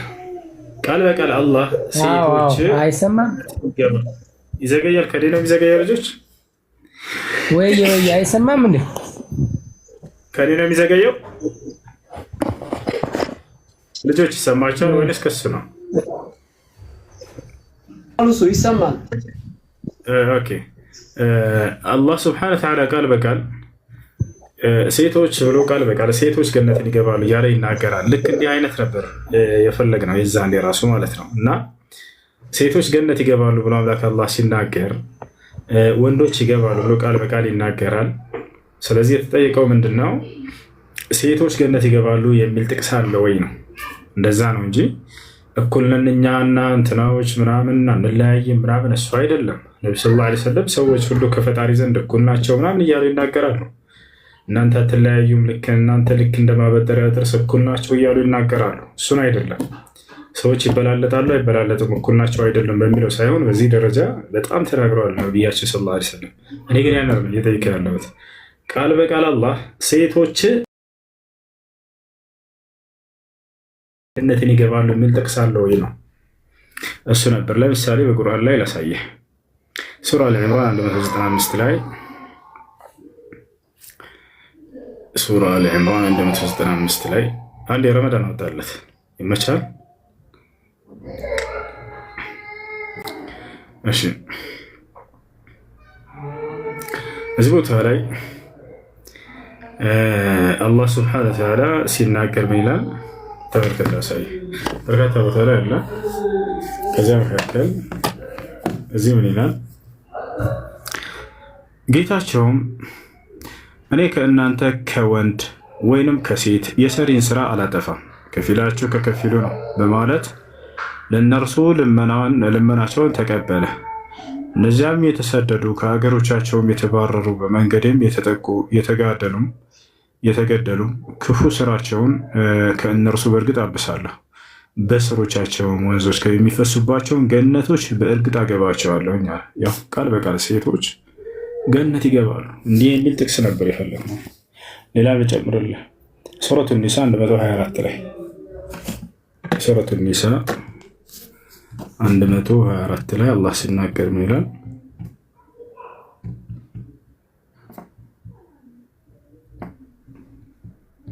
ያው 124 ላይ አማኝ ሆኖ ከበጎ ስራዎችን አንዳችን የሚሰራም ሰው ገነትን ይገባል። ምን ሴት ሌላም ልጨምር። ልክ እንደ አይነት ጥቅስ ነው መጽሐፍ ቅዱስ ላይ ገነት ይገባሉ ሴቶች የሚል አለ ወይ ነው? አይ ይሄን መሳሽ። ቀጣይ ሌላ ጥያቄ አለ? ሌላ ልጨምር። ሱረቱ ጋፊር ቁጥር 40 ላይ ልክ እንዲሁ ጋፊር ቁጥር 40 ላይ አላህ ሱብሓነሁ ምን ይላል? እዚህ አላህ ሱብሓነሁ ወተዓላ መጥፎን የሰራ ሰው በጤዋን እንጂ አይመነዳም። እርሱ ምእመን ሆኖ ከወንድ ወይንም ከሴት በጎን የሰራም ሰው እነዚያ ገነትን ይገባሉ፣ በእርሷ ውስጥ ያለ ቁጥጥር ይመገባሉ። አምላክ አላህ ሱብሓነሁ ወተዓላ ቃል በቃል ሴቶች ገነት ይገባሉ ብሎ ተናግሮላቸዋል። መጽሐፍ ቅዱስ ላይ ልክ እንዲሁ ቃል በቃል ሴቶች ገነት ይገባሉ የሚል ጥቅስ በዚህ መሰረት አለ ወይ ነው? የለም። ይሄን ያነሳንበት ምክንያት ባለፈው ምን መሰለህ? ብዙ ጊዜ የክርስቲያን ሰባኪዎች እዚህ ቲክቶክ ላይ በተለይ ምን የሚሉ ልጆች ሴቶች በገነት ውስጥ እንደዚህ ሆናችሁ እንደዚህ ተበድላችሁ እንዲህ ሆናችሁ የወንዶችን ሲጀምር ክርስቲያን ሲገነት ትገባለች የሚል አንተ መጽሐፍ ላይ ወፍ አንድ ቦታ አለ። ሰምተኸኝ ነው ሁሱ? የሚሰማ ከሆነ አንድ ቤት አድርገህ ሲጀምር ክርስቲያን ሴት የት የምትሄደው አልተገለጽም መጽሐፉ ላይ። ገነት ትገባለች ክርስቲያን ሴት የሚል አምጣና ከሙስሊም ሴቶች ጋር የዛኔ እናወዳድራታለን። ገብዛ ሰዓት ገባ በሩ ላይ ሆነ ይሄ ምግብ ያምራል እያልክ ታማርጣለህ። እንዲህ የለም ወፍ የመጀመሪያ የሚል መጽሐፍ ቅዱስ ላይ አልተጻፈም። ገባችኋል? የገነት ሴት እንዲህ ነች እንዲህ ነች በእስልምና ከማለታቸው በፊት መጀመሪያ ገነት ትገባላችሁ ወይ እናንተ ብላችሁ ጠይቋቸው። ቀጥታ ሴት ልጅ ገነት ትገባለች የሚል መጽሐፍ ቅዱስ ላይ ያለው ይላ የለም በፍጹም። ወዴት እንደምትሄዱ አልተገለጸም። ወንዶች ግን ይገባሉ። እሺ ጥያቄ ያለ ቀጥል። ወንዶች ይገባሉ ስላችሁ እንደ መጽሐፉ ነው እንጂ ሁለቱም አይገቡም። እንደኛ እምነት ማለት ነው። ሰላም አለይኩም። ወአለይኩም ሰላም ወራህመቱላሂ ወበረካቱ። ዛሬ እንዳጋጣሚ ከ42 ነበር አዛ የሚለው ሌላ ጊዜና ዛሬ እኔ አፈጠርኩኝ አልሰማውም እና በኋላ ላይ ከ48 አዛን አለና ጾሜ እንዴት ይታያል? የስንት ደቂቃ ልዩነት ነበር? እኔ ያፈጠርኩት ከ43 ነው። አዛን ያለው ከ48 ወይ ከ49። ፀሐይ ከጠለቀች በኋላ ከሆነ ችግር የለውም። ፀሐይ ከጠለቀች በኋላ ከሆነ ችግር የለውም። ጾሙ አይበላሽ። እሺ አዎ ሌላ ጊዜ ከ41 ከ42 አዛን ነበር የሚለው በቃ ብሏል ይሆናል ብዬ አፈጠርኩኝ። እኔ ልትገማሁት መልሱን ወይም ሰምተሽኛል? ልትገማው መልሱን ሰምተሽኛል? ባታስረጋግሙ የሆነ መልስ ከተመለሰ ሰማችሁ አይደል? እሺ ምን ዋጋ አለው? አብዛኞቹ ሴቶች የጀሃነም ናቸው። 1/10 ነው ጀነት የሚገቡት ይላል። ስዩም ናገባ ልኬልሃለሁ እና ልኬልሃለሁ ወይም ላስረዳህ፣ ችግር የለውም። አብዛኞቹ ሴቶች በአብዛኛው የጀሃነም ናቸው የተባለበት በምክንያት ነው። እኛ ጋር በጾታ አይደለም፣ በምክንያት ነው እንጂ በጾታ አይደለም እንጂ ሴትነቷን ሳይሆን ደግሞ እዚያ ቦታ ላይ ስራ ነው። ላስረዳቸው ሀዲሱ ምን እንደሚል። እቺን ቁርጥ ያደረጉና ምን ይላቸዋል? አብዛኛው የጀሃነም ነዋሪዎች ሴቶች ናቸው የሚለውን ሀዲስ ያወጡና ምክንያቱ እዚያ ጋር ሙሉ ሀዲሱ ተመልከቱ። ወላሂ ላሳያችሁ። ሐዲሱ ክርስቲያኖች አንድ ሙሉ ሀሳብ ይሆናል አይደለ? አንዷን መስመርችን አወጣና ሴቶች ጋር ነች አለቀ። ቁርጥ አድርገው ይሰጧቸዋል። ግን ምክንያቱም አታነቡም። እናንተም እንደማትሄዱ ስለሚያውቁ ነው በድፍረት የሚነግሯቸው። ሄዳቸው እንደማታረጋግጡ ስለሚያውቁ ዝም ብላችሁ ስቃችሁ ምናምን ዝም እንደምትሉ ስለሚያውቁ። አሁን ግን ሐዲሱን ላስረዳ በቃ። ነቢያችን ሰለላሁ ዐለይሂ ወሰለም ከዕለታት አንድ ቀን የበዓል ቀን ነው። አሰግደው ሶላትን እያለፉ ነበር በምዕመናኖች አጠገብ፣ በወንዶችም በሴቶች። ሴቶችን በርከተው ተመለከቷቸው። በጣም በዛ ብሎ ሊገስጿቸው ሞከሩ። ይዛቸዋል። ከዚያ ምን አሏቸው? ተሰደቅና ያ ማዕሸረ ኒሳ አሏቸው። እናንተ የሴቶች ስብስቦች ሆይ ምጽዋትን አብዙ፣ መልካም ስራን አብዙ አሏቸው። ከመጀመሪያው ሲጀምር ተግሳጽ ነበር ያውቃል። ተሰደቅና ሰደቃን አብዙ። ፈኢኒ ረአይቱኩነ አክሰረ አህሊ ናር፣ እኔ እናንተን አብዛኛዎቹ የገሃነም ሰዎች ሆናቸው አይቻለሁኝና አሉ። አያችሁ፣ ፈኢኒ ረአይቱኩነ አክሰረ አህሊ ናር፣ የጀሃነም አብዛኞቹ ነዋሪዎች እናንተ መሆናችሁን አይቻለሁኝና። አሁን በጾታቸው ይመስለዋል ብዙ ሰው፣ ወይንም ደግሞ ሲነግሯቸው ጊዜ ሴቶች ብለው ጾታቸውን አስመልክቶ የተነገረ ይመስላቸዋል። እንዳልሆነ በዚያ ዘመን የነበሩ ሴቶች ተረድተው ነበር፣ አውቀው ነበር። ለዚያም ነው ጠየቋቸው የነቢ ሰለላሁ ዐለይሂ ወሰለም ሰሃቦች ሴቶች እዛው ወሊመ ዛሊከ ያ ረሱለላህ አሉ። አያቸው አለ ምክንያት እንዳለው ገለጹ። ይህ ሊሆን የቻለበት ምክንያት ምንድን ነው አንቱ የአላህ መልክተኛ ብለው ጠየቁ። ስለዚህ በጾታ ሳይሆን በሆነ ምክንያት ነው ማለት ነው። የሆነ ኃጢአት አለ፣ ገብታችኋል? የሆነ ኃጢአት አለ። ያ ኃጢአት ደግሞ ለምን ታዲያ ሴቶችን አስመልክቶ ይበልጥ መጣ ወደሚለው እንመጣለን። ወንዶች በዚያ ላይ ከወደቁ ወንድንም ያካትታል ብበሉ።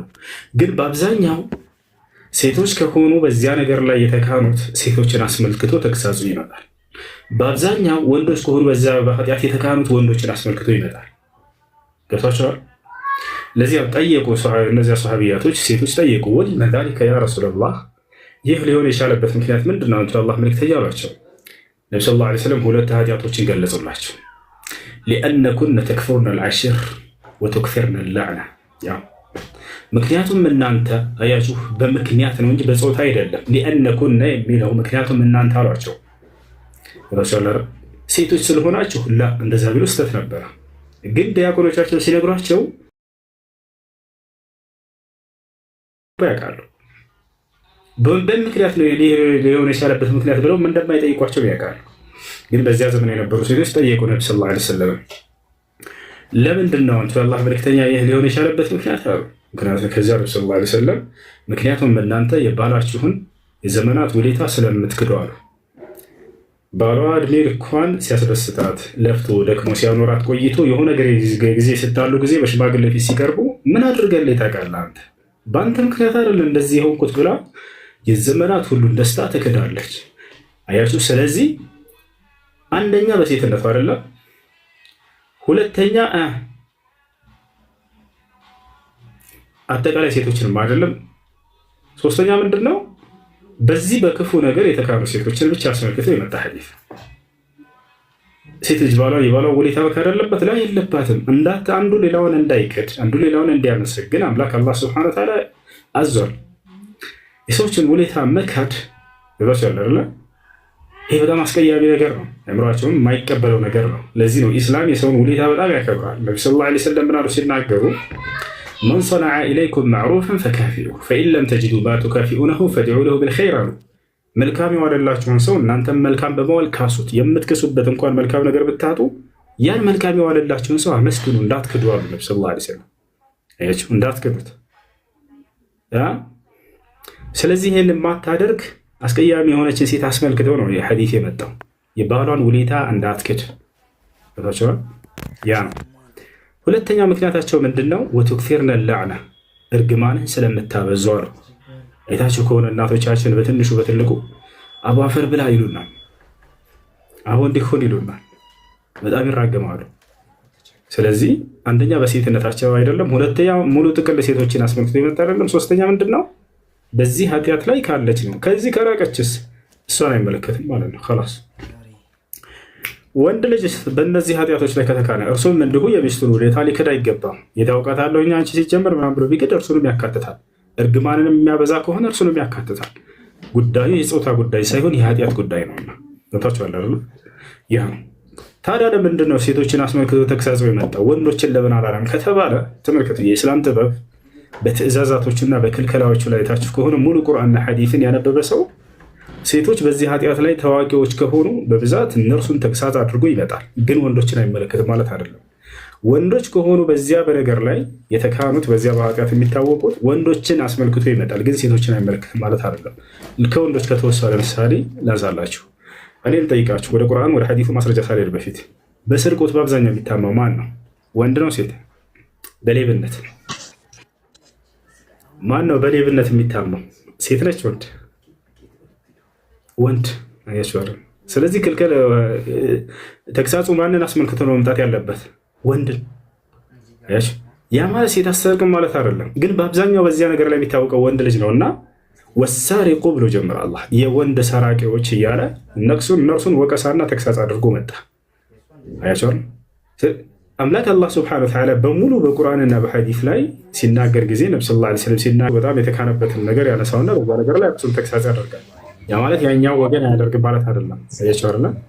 እና ይሄን ይመስላል የተነገረበት ምክንያት ሐዲሱ እሱ ነው እንጂ ሰዎች ገነትና ገሃነም የመግባታቸው ጉዳይ በእምነታቸውና በስራቸው ነው እንጂ በጾታቸው አይደለም። አምላክ አላህ ሱብሓነሁ ወተዓላ ከወንድም ይሁን ከሴት ያመነና መልካምን የሰራ ገነትን ይገባል ብሎ ቃል በቃል ለሁለቱም እኩል ገነትን ቃል ገብቷል። መን ዐሚለ ሷሊሐን ሚን ዘከሪን አው ኡንሳ ወሁወ ሙእሚን ፈለኑሕየነሁ ሐያተን ጠይባ አለ። ከወንድም ሆነ ከሴት ከእነርሱ አምነው መልካምን የሰሩ ሰዎች ለእነርሱ ጥሩ ህይወትን እሰጣቸዋለሁ፣ በቀጣዩም ዓለም ምድራቸውን ገነትን እሰጣቸዋለሁ ብሎ አላህ ሱብሓነሁ ወተዓላ ቃል ገብቶላቸዋል ማለት ነው።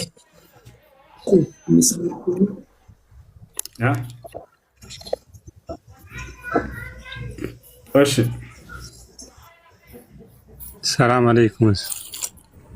ወአለይኩም ሰላም ወራህመቱላሂ ወበረካቱ። እኔ ጥያቄ ነበረኝ። ቀጥል። ፈቃደኛ ከሆንክ አንድ ሁለት ጥያቄዎች አሉ። እሺ ጠይቅሽ።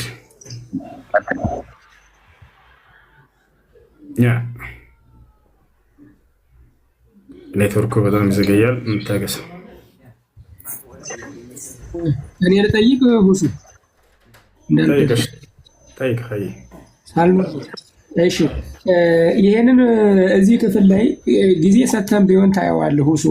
ገላትያ 3:28 እኮ ሴቶች አይገቡም ማለት ሴቶች አይገቡም እንኳን ሴቶችን ይገባሉ እኮ ነው የሚሉት። እንዴት ነው የተረዳው? ይሄንን እንዴት ፈሰረው ነው እዚህ ላይ ያለውን አንተ? ሴቶች ገነት ይገባሉ ይላል እሱ ጋር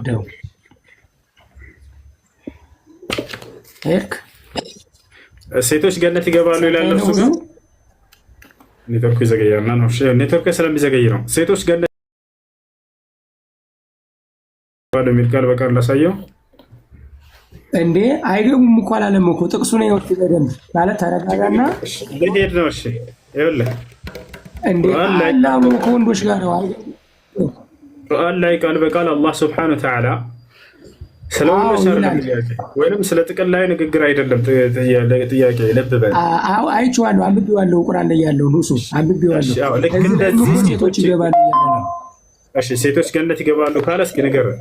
ምዕራፍ ስንት ቁጥር ስንት ላይ ስንት ነው ያልከው? ገላትያ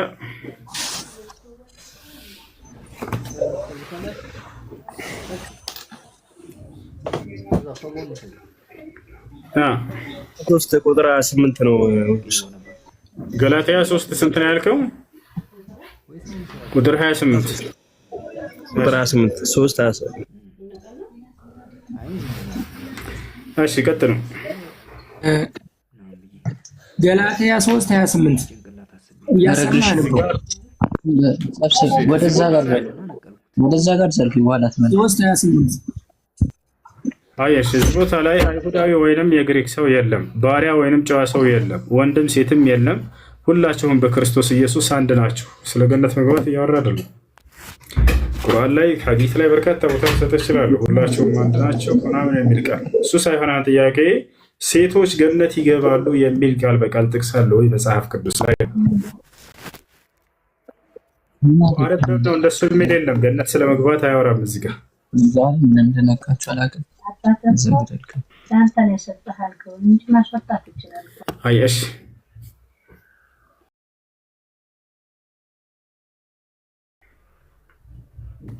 السلام عليكم.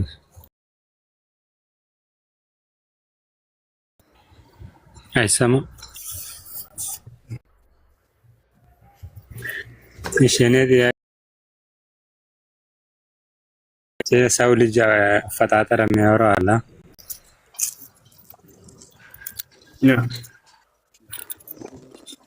መጨረሻ ላይ አላህ ከሳሌዎች ሁሉ ላቀ የሚለው የሰው ንግግር ነው ይላል። ማን ያለ አብዱላህ ያኔ ነብይ ይላሉ ክርስቲያኖች። ማን ያለ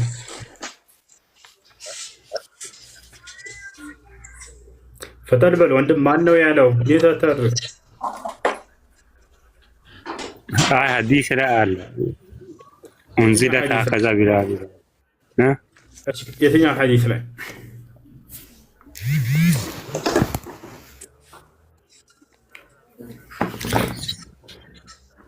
ቆይ ላውጣ። አይ እሺ እሺ ገብርኤል አለ ጥያቄ አለ? ጥያቄ የለኝም ለመስማት ብቻ ነው። አየሽ እሺ ጥያቄ ያለው መቀጠል ይችላል። ከላይ ያለው ልጅ ሙሳብ ነው የሚለው ጥያቄ ካለ መቀጠል ይችላል።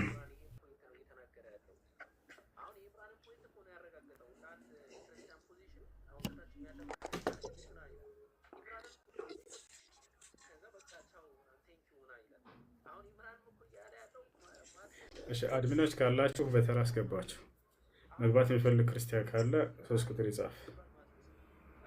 ጥያቄ ያለው ማንኛውም ጥያቄ ካለ ክርስቲያን ገብቶ መጠየቅ ወጣለው።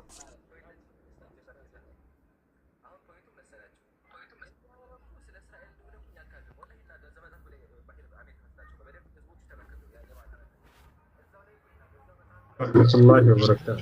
እንዴት ነህ? አላ አልሐምዱሊላህ። ከዚህ በፊት አንድ ጊዜ ጠይቄህ ነበር እና አባቴ እናቴን ሲያገባት ክርስቲያን ነበረች እና ኒካህ ታስሮ ነበረ፣ ግን የእውነት አልነበረም። በእርግጥ ማለት ከተጋቡ በኋላ ኒካው አልጸናም። እሷም ወደ ኩፍሩ ተመለሰች። አውቃውም አልነበረም። ኒካው እንዲታሰር ብቻ ሰርጉ ላይ እንዲገቡ ብቻ ነበር ያ የተደረገው። ከዛ ከ20 ምናምን ዓመት በኋላ በቅርብ የዛሬ 6 ወር አካባቢ እናቴ ሰለመች እና ኒካው አሁን እንደ አዲስ መታሰር አለበት ወይስ እንደሚደረገው? ወደ ክርስትና ተመልሳ ከነበረ እንደገና በዛም ስትገባ ኒካሁ መታሰር አለበት። ምክንያቱም ከእስልምና በወጣችበት ቀን ኒካሁ ወርዷልና። ከሚያወርዱ ነገራቶች መካከል ከእስልምና ማፈንገጥ፣ ባልና ሚስት አብረው እየኖሩ እያለ ከሁለት አንዳቸው ከእስልምና ቢወጣ በወጣበት ሰዓት ኒካሁ ይወርዳል። ሪዳ ቱብጢሉ ኒካህ ይላል ቃዒዳ። ይህ መርህ ነው በኒካህ ዙሪያ ላይ በኢስላም። ከእስልምና ማፈንገጥ ኒካህን ያወርዳል። ሀይ ጥያቄ ያለ ይቀጥል። እሺ ጀዛከላህ። ሰላም አለይኩም። ሰላም አለይኩም ኡስታዝ። ወአለይኩም ሰላም ወራህመቱላሂ ወበረካቱ። እንዴት ነህ? ደህና ነህ? አለሁ አልሐምዱሊላህ። እሺ አንድ ጥያቄ ነበረኝ ኡስታዝ። ዱዓ ስናደርግ ማለት ነው በመላእክቶች ይሁንብህ ወይም ደግሞ በነቢያቶች ይሁንብህ ማለት ይቻላል? ነቢያችን ሰለላሁ ዐለይሂ ወሰለም ሐዲስ ላይ ላ ዩስአሉላህ ቢወጅሂ አሐድ አሉ። አላህ በማንም ሰው ክብር የሆነበት ተብሎ አይጠየቅም። ነገር ግን በቀጥታ እርሱን ጠይቀው በስሞቹና በባህሪያቶቹ ጠይቀው ያ አላህ ስብሐነ ወተዓላ ኢኒ ቀሪብ አለ። ሙሐመድ ሆይ ባሮቼ ስለኔ ከጠየቁ እኔ ለእነርሱ ቅርብ መሆኔን ንገራቸው። ስለዚህ በቀጥታ እርሱን ነው የምትጠይቀው። በመላእክቶች የሚሆን በነቢያት የሆነበት ተብሎ በፍጹም አይጠየቅም። እርሱ ነቢያቶችም ይህን አላስተማሩ። እሺ ጀዛከላህ። መርሐባ ወያኩም። ይህን ስል የሆነ ሐዲስ ሊያነሱላችሁ ይችላሉ። በተለይ በነቢያት መመጀን ይቻላል ብለው የሚያምኑ ሰዎች እንደ አህባሽ፣ ሱፊያ፣ አሽዓራዎች ምናምን። እሱም ምን መሰላችሁ? ሐዲስ ላይ ነቢያችን ሰለላሁ ዐለይሂ ወሰለም አይን የፈወሱበት የሆነ ሐዲስ ነው። ይሄ ነቢያት ከሚያደርጓቸው ተአምራቶች መካከል አይንን ያበሩ ነበር፣ ይፈውሱ ነበር። ከዕለታት አንድ ቀን የሆነ ሰው ወደ ነብዩ ሰለላሁ ዐለይሂ ወሰለም ጋር መጣ። ከዚያም ምን አላቸው? ያ ረሱላላህ ኡድዑ ላህ ሊ አን የሩደኒ በሰሪ አላቸው። አምላኬ አንቱ የአላህ መልክተኛ ሆይ ይቅርታ አላህ አይኔን እንዲመልስልኝ ይጸልዩልኝ አላቸው። ልብ በሉ ምንድን ነው ያላቸው? ዱዓ ያደርጉልኝ ወይንም ይጸልዩልኝ ነው ያላቸው። ምንድን ነው የፈለገው? ዱዓ دعوت لك فرد الله بصرك وإن صبرت فلك خير لك ذلك አሉት። ከፈለክ አሁን ዱዓ አድርጌልህ አይንህ ይበራል ይመለሳል አሉት። አይ ግን እታገሳለሁ ካልክ ደግሞ ለአንተ የተሻለ ነው አሉት። ለምንድን ነው ለእሱ የተሻለ የሚሆነው? ምክንያቱም አይኑን የተነጠቀ ሰው በዚህ ምድር ላይ በቀጣዩ ዓለም አላህ ገነት ሊሰጠው ቃል ገብቷል። አማኝ እስከሆነ ድረስ ያሰው እስከታገሰ ድረስ። ታዲያ በቀጣዩ ዓለም ገነትን ማግኘት ይሻላል እዚህ አይኑ መመለስ? ለእርሱ የቀጣዩ ዓለም የሚሻል እንደሆነ ነብዩ ሰለላሁ ዐለይሂ ወሰለም አመላከቱት። ወለልአኺረቱ ኸይሩን ለከ ሚነል ኡላ እንዳለው አላህ ሙሐመድ ሆይ ከዚህ ከቅርቢቱ ዓለም ይልቅ የቀጣዩ ዓለም ለአንተ እና ለትውልድህ የተሻለ ስለስ ብሎ እንደተናገረ። ሰውየው ግን ማየት ፈልጓል። በቃ ላ ያ ረሱላላህ አይ አንተ አላህ መልክተኛ ኡድዑ ላህ ሊ አን የሩደኒ በሰሪ በቃ አላህን ይለምኑልኝ አይኔን እንዲመልስልኝ አላቸው። ነቢያችን ሰለላሁ ዐለይሂ ወሰለም ወዲያው ምን አሉት? አላሁመ ኢኒ አስአሉከ ቢሙሐመድ። እንግዲህ አሁንስ እንዲህ ብለህ ራስህ ዱዓ አድርግ አሉት። ወዲያው አምላክ ያላህ ሆይ በሙሐመድ እለምንሃለሁኝ በለው አሉት። ወዲያው ይሄ ሰውዬ አይኑ ተመለሰለት ይላል ሐዲሱ ላይ። ምን ሆነ? አይኑ ተመለሰለት። ነገር ግን ቢሙሐመድ ስላለው እዚህ በሙሐመድ ብሎ ቀጥታ እንደሆነ ሊተረጉሙላችሁ ይችላሉ። ላ በሁና በሰበብያ ትባላለች። አይ ቢሰበቢ ዱዓ ሙሐመድ ሰለላሁ ዐለይሂ ወሰለም። ምክንያቱም እዚህ ቦታ ላይ በሙሐመድ ስል ጊዜ በሙሐመድ ዱዓ አማካኝነት ለማለት ነው። ለምን ይሄን አልኩ ከተባለ ሚውት አድርጉ። ለምን ይሄን አልኩኝ ከተባለ ምክንያቱም እዛው ሐዲሱ ላይ ምን ፈልጎ ነው ሰውዬ የመጣው? ዱዓ። ነብዩ ሰለላሁ ዐለይሂ ወሰለም ወደ ምን አመላከቱት? ዱዓ። አያችሁ አይደለ? ዱዓ ያድርጉልኝ አለ። እንዲህ ብለህ ዱዓ አድርግ ነው ያሉት። ስለዚህ ምንድነው ባሁና በሰበብያ ትባላለች። አይ ቢሰበቢ ዱዓ ነብዩ ሰለላሁ ዐለይሂ ወሰለም ምን ብሎ ነው የለመነ ያ ሰው? እንዳውዱ እንደምንረዳው አምላክ ያላህ ሆይ በሙሐመድ ዱዓ ይሆንብህ አይኔን መልስልኝ አለ። ነብዩ ሰለላሁ ዐለይሂ ወሰለም ደግሞ አምላክ አላህ አይኑ እንዲመልስለት እንደጸለዩለት ከዚህ እንረዳለን። ወዲያው በእርሳቸው ዱዓ አማካኝነት አይኑ በርቷል። ነብዩ ሰለላሁ ዐለይሂ ወሰለም የሰዎችን አይን ማብራት አድሳቸው አይደለ? በጣም በርካታ ጊዜ አብርተውላቸዋል። ይህ አንደኛው ነው ማለት ነው። እና ይህን ይመስላለሽ። ቀጣይ ጥያቄ። ሰላም አለይኩም። እሱ ወአለይኩም ሰላም ወራህመቱላሂ ወበረካቱ። እንዴት ነው ሀቢቢ? አልሐምዱሊላህ። የሆነች ጥያቄ ነበረችኝ። ሰሞኑን ሚዲያ ላይ ምናምን በጣም መነጋገሪያ ነገር ሆኗል። በሙስሊሞች መሀል ራሱ ነው። ሰፋ አድርገህ እንድትመልስልኝ ወይ ደግሞ ፎሎወርስክ እንደሆነ መጠን ቪዲዮ ሰራበትም ደስ ይለኛል። አሚረል ሙስሊሚን ማለት ነው ልዑሎችን የሙስልምና መሪ አካላቶችን እንትን አላህን በማመፅ ላይ በኩፍር እስካልተጣሩ ድረስ እነሱን ተነስቶ ሲያጠፉ ምናምን ሚዲያውም አይደርሳቸውም። ቪዲዮ ተነስቶ እንዴት ነው መሳደብ ምናምን ሚዲያ ላይ ያለውን ነገር መንግስት ታውቋለህ። ሰሞኑን የተፈጠረ ያለውን ምን ትላለህ? በሸሪያ አንጻርስ እንዴት ይታያል? በሰለፎችና በነብዩ። እሺ መርሐባ ወያኩም። ጥሩ ጥያቄ ነው። ጊዜያዊ የሆነ ጥያቄ ነው። ሰሞኑን አንዳንድ ሰዎች የሳውዲ አረቢያን መንግስታቶች እያነሱ እነርሱን እየተናገሩ ያሉበት ሁኔታ አለ።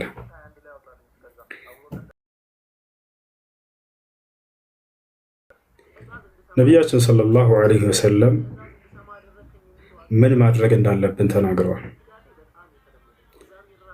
ቃለ ነቢዩ ሰለላሁ ዐለይሂ ወሰለም መን ካነት ዐንደሁ ነሲሐቱ ሊዚ ሱልጣን ፈላ ዩብዲሂ ዐላኒያ ወላኪን ሊየእኹዝ ቢየዲሂ ወሊየኽሉ ቢሂ ፈኢን ቀቢለ ሚንሁ ፈዛክ ወኢላ ፈቀድ أدى الحق الذي عليه كأنانت لمن قستاتوج ምክር አለኝ ብሎ ያሰበ ሰው አደራ ያንን በአደባባይ እንዳያወጣ ይልቁንስ ወደዚያ ንጉሥ ጋር ይሄድና ለብቻው ከሰዎች ገንጠል አድርጎ ይያዘው፣ ይምከረው፣ ይገስጸው።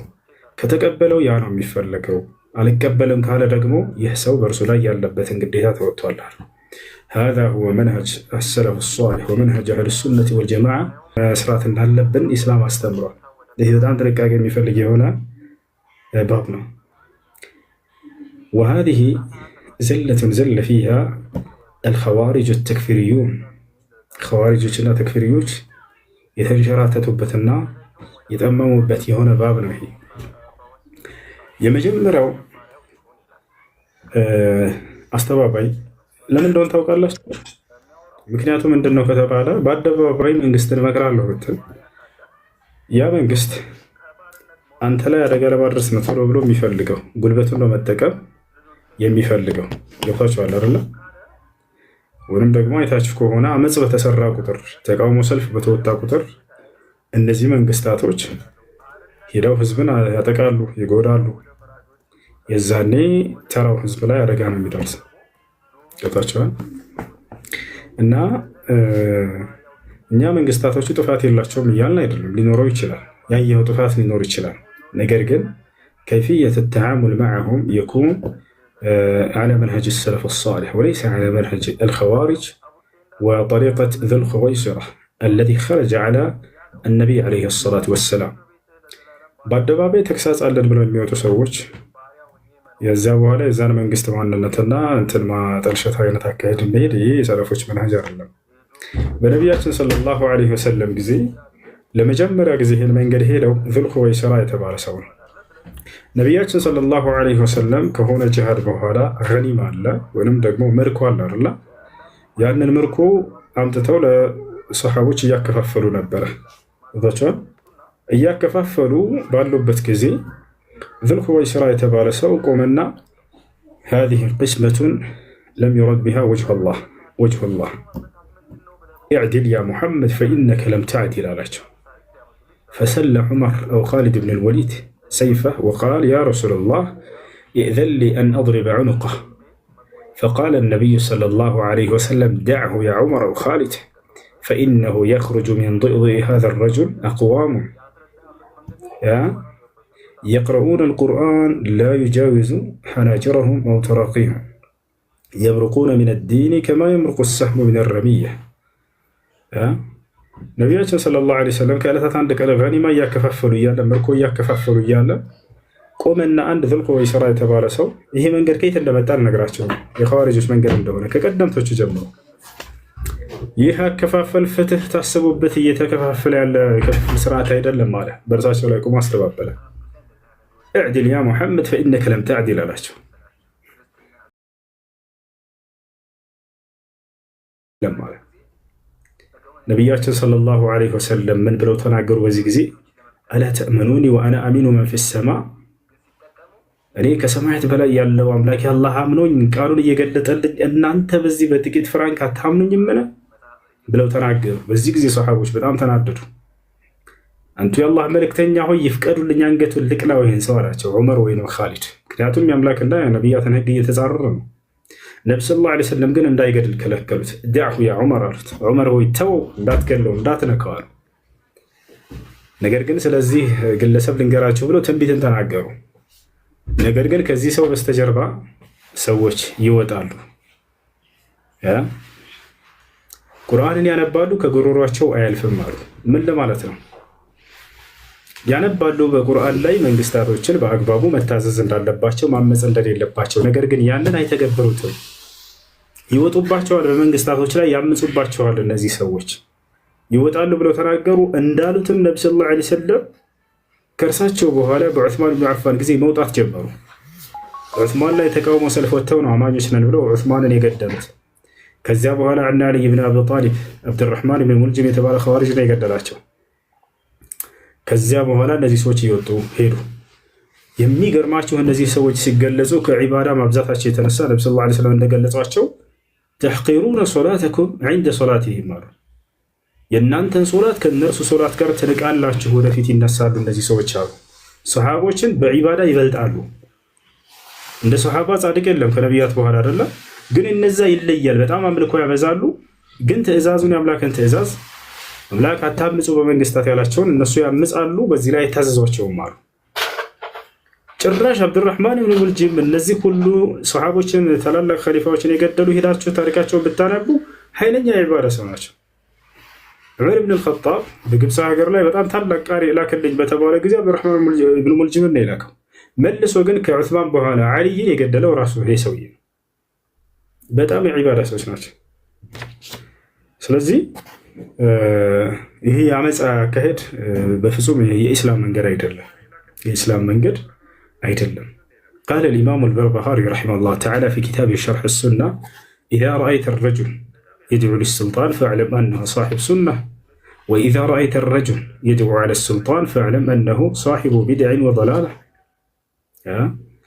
عند سو لمري بملكام نجر دعاء ሲያደርግ ካያችሁት እርሱ የሱና ሰው መሆኑን እወቁ። አንድ ሰው በመሪ ላይ በክፉ ነገር እንዲደርስበት ሲጸልይ ካያችሁት እርሱ የቢድዓ ሰው መሆኑን እወቁ። ምክንያቱም የሰለፎች መንሃጅ ነው። ጥፋት ካዩ በመንግስታቶች ላይ ዱዓ ያደርጉላቸው ነበር እንጂ እነርሱን እያብጠለጠሉ በአደባባይ ላይ አያነሷቸው ነበር። ኢማሙ አሕመድ ረሒመሁላህ ተዓላ አው ሱፊያን አልተውሪ ምን አሉ? ለው ካነት ሊየ ዳዕወቱን ሙስተጃባ ማ ጀዐልቱሃ ኢላ ፊ ሱልጣን። እንዳው ተቀባይነት ያለው ዱዓ አንድ ዱዓ ብትኖረኝ ኑሮ ከአላህ ዘንድ ለባለ ስልጣን እንጂ አላደርጋትም ነበር አሉ። ሊአነ ሶላሕ ሱልጣን ሶላሕ ልጀሚዕ፣ ምክንያቱም የባለ ስልጣን መስተካከል የትውልድ ሁሉም እንዳለ መስተካከል ነውና፣ መንግስት ቢስተካከል ሀገሪቱ ላይ ክፉ ነገራቶችን ሁሉ እንዳለ ሪፖርት እያደረግክ ነው አይደል ገብርኤል? በጣም አዝናለሁ። ልማር ነው አስገቡኝ ብለህ ነበረ። ያው ዋርኒንግ መጥቷል። እዚህ ማንም የገባ የለም ከአንተ ውጭ። ካላደረክም ይቅርታ፣ ዋርኒንግ እያለ ነው። ለማንኛውም እሺ ልጆች ታብ አድርጉ፣ ኮፒ ሊንክ አድርጉ። የሚዘጋ ከሆነ ተመልሼ እንደገና ገባለሁ። እሺ ልጨርስ። ምን ነበር? ስለዚህ ይሄ ነው። ሌላ አንድ የሚያነሱላችሁ ሐዲስ አለ። ያን ሐዲስ መሰረት አድርገን እኮ ነው እኛ የተናገርነው ሊሏችሁ ይችላሉ። እርሱም ምንድን ነው ከተባለ ማስረጃ አለን በሐዲስ ላይ አንድን ባለስልጣን በሐቅ ንግግር ከመናገር እንደሚቻል ምናምን እንደዚህ ላ ታራ ምንድን ነው የሚለው ሐዲሱ? ሐዲሱ የሚለው ምንድን ነው? ነቢያችን ሰለላሁ ዐለይሂ ወሰለም ታላቅ ሙጃሂድ ብሎ ማለት ከሊመቱ ሐቅ ዐንደ ሱልጣን ጃኢር፣ ከባለ አምባሲ ከሆነ ባለስልጣን ዘንድ እውነትን ንግግር መናገር ነውና፣ ስለዚህ እውነትን ለምንናገረው ሐዲስን ካስተዋላችሁት ዐንደ ይላል وليس عند عند العامة ولكن عند هذا الإمام الجائر. إذا أنت تفعل ذلك فهيح من بك وتفضل وتكلم عنده. كبال السلطان زند على النبي صلى الله عليه وسلم كهزب زند هيرو الناقر على رو لهزب إلى تناقره من المتفتر ناقرين رو لكن كبال السلطان زند يتبار نبياتنا سمعنا الله سبحانه وتعالى بالقرآن لاي ከገለጸው አማጺ የሆነ ንጉስ መካከል እስኪ ጥቀሱት። ማን ይባላል? በሙሉ ቁርአን ላይ እጅግ በጣም ኃይለኛ አማጺ የሆነ ንጉስ ማን ነው? በቁርአን ላይ የተገለጸው አማጺ የሆነ ንጉስ መሪ ማን ነበር? ፊርዓውን። ፊርዓውንን ሙሳና ሃሩን ተልከውለት ነበር እንዲመክሩት። እንዴት ምከሩት እንዳላቸው ተመልከቱ። ኢዝሃባ ኢላ ፊርዓውን ማ ቃለ ኢዝሃባ ኢላ ቀውሚ ፊርዓውን إنه طغى فقولا له ما قال فقولا لقومه قولا لينا لعله يتذكر أو يخشى. ولا فرعون هيدو على الله فرعون لا يجون ستت لبقى سند أي فرعون قالت تروح تجري لهم ولا حزبه هيداتو حزبون سلا فرعون ستت نجارو على العالم. اذهبا إلى فرعون ولا فرعون قاهر إنه طغى ارسو عم صالنا አመጹ ያለው እርሱ ጋር ከሆነ እርሱን ሄዳችሁ በገሰጽ ነው። ያ ማለት በሀገሪቱ ላይ የሚሰሩ ስህተቶች ሊኖሩ ይችላሉ። እነዚያን ነገር ማውገዝና ማስተባበል ችግር የለው። ሀገሪቱ ላይ አስካሪ መጠጥ የሚሸጥ ከሆነ ይሄ ነገር ኃጢአት ነው ብለው ዑለሞቻችን ራሱ ይናገራሉ። الشيخ صالح الفوزان، الشيخ ابن عثيمين، الشيخ الألباني، الشيخ عبد العزيز بن باز رحمه الله تعالى بمات وحفظ الباقي الناس كله يناقروا نبركم. هذا شو يا اذهب إلى فرعون إنه طغى فقولا له لإرسو نقروت على الله لا لهزبوቹ ሄዳችሁ የፍርዓውን ስተት ንገሩ አላለም። إيه باجر منهج أهل السنة والجماعة في التعامل مع الحكام أن من رأى يعني الخطأ على الإمام ولا ينشر ذلك للعامة، لأن هذا يثير الفتن والقتل وغيرها من المفاسد التي لا يعلمها إلا الله سبحانه وتعالى والراسخون في العلم. عندي تمل شيء قبل لو نشوف وارني بسلالة. السلام عليكم ورحمة الله وبركاته. وعليكم السلام ورحمة الله.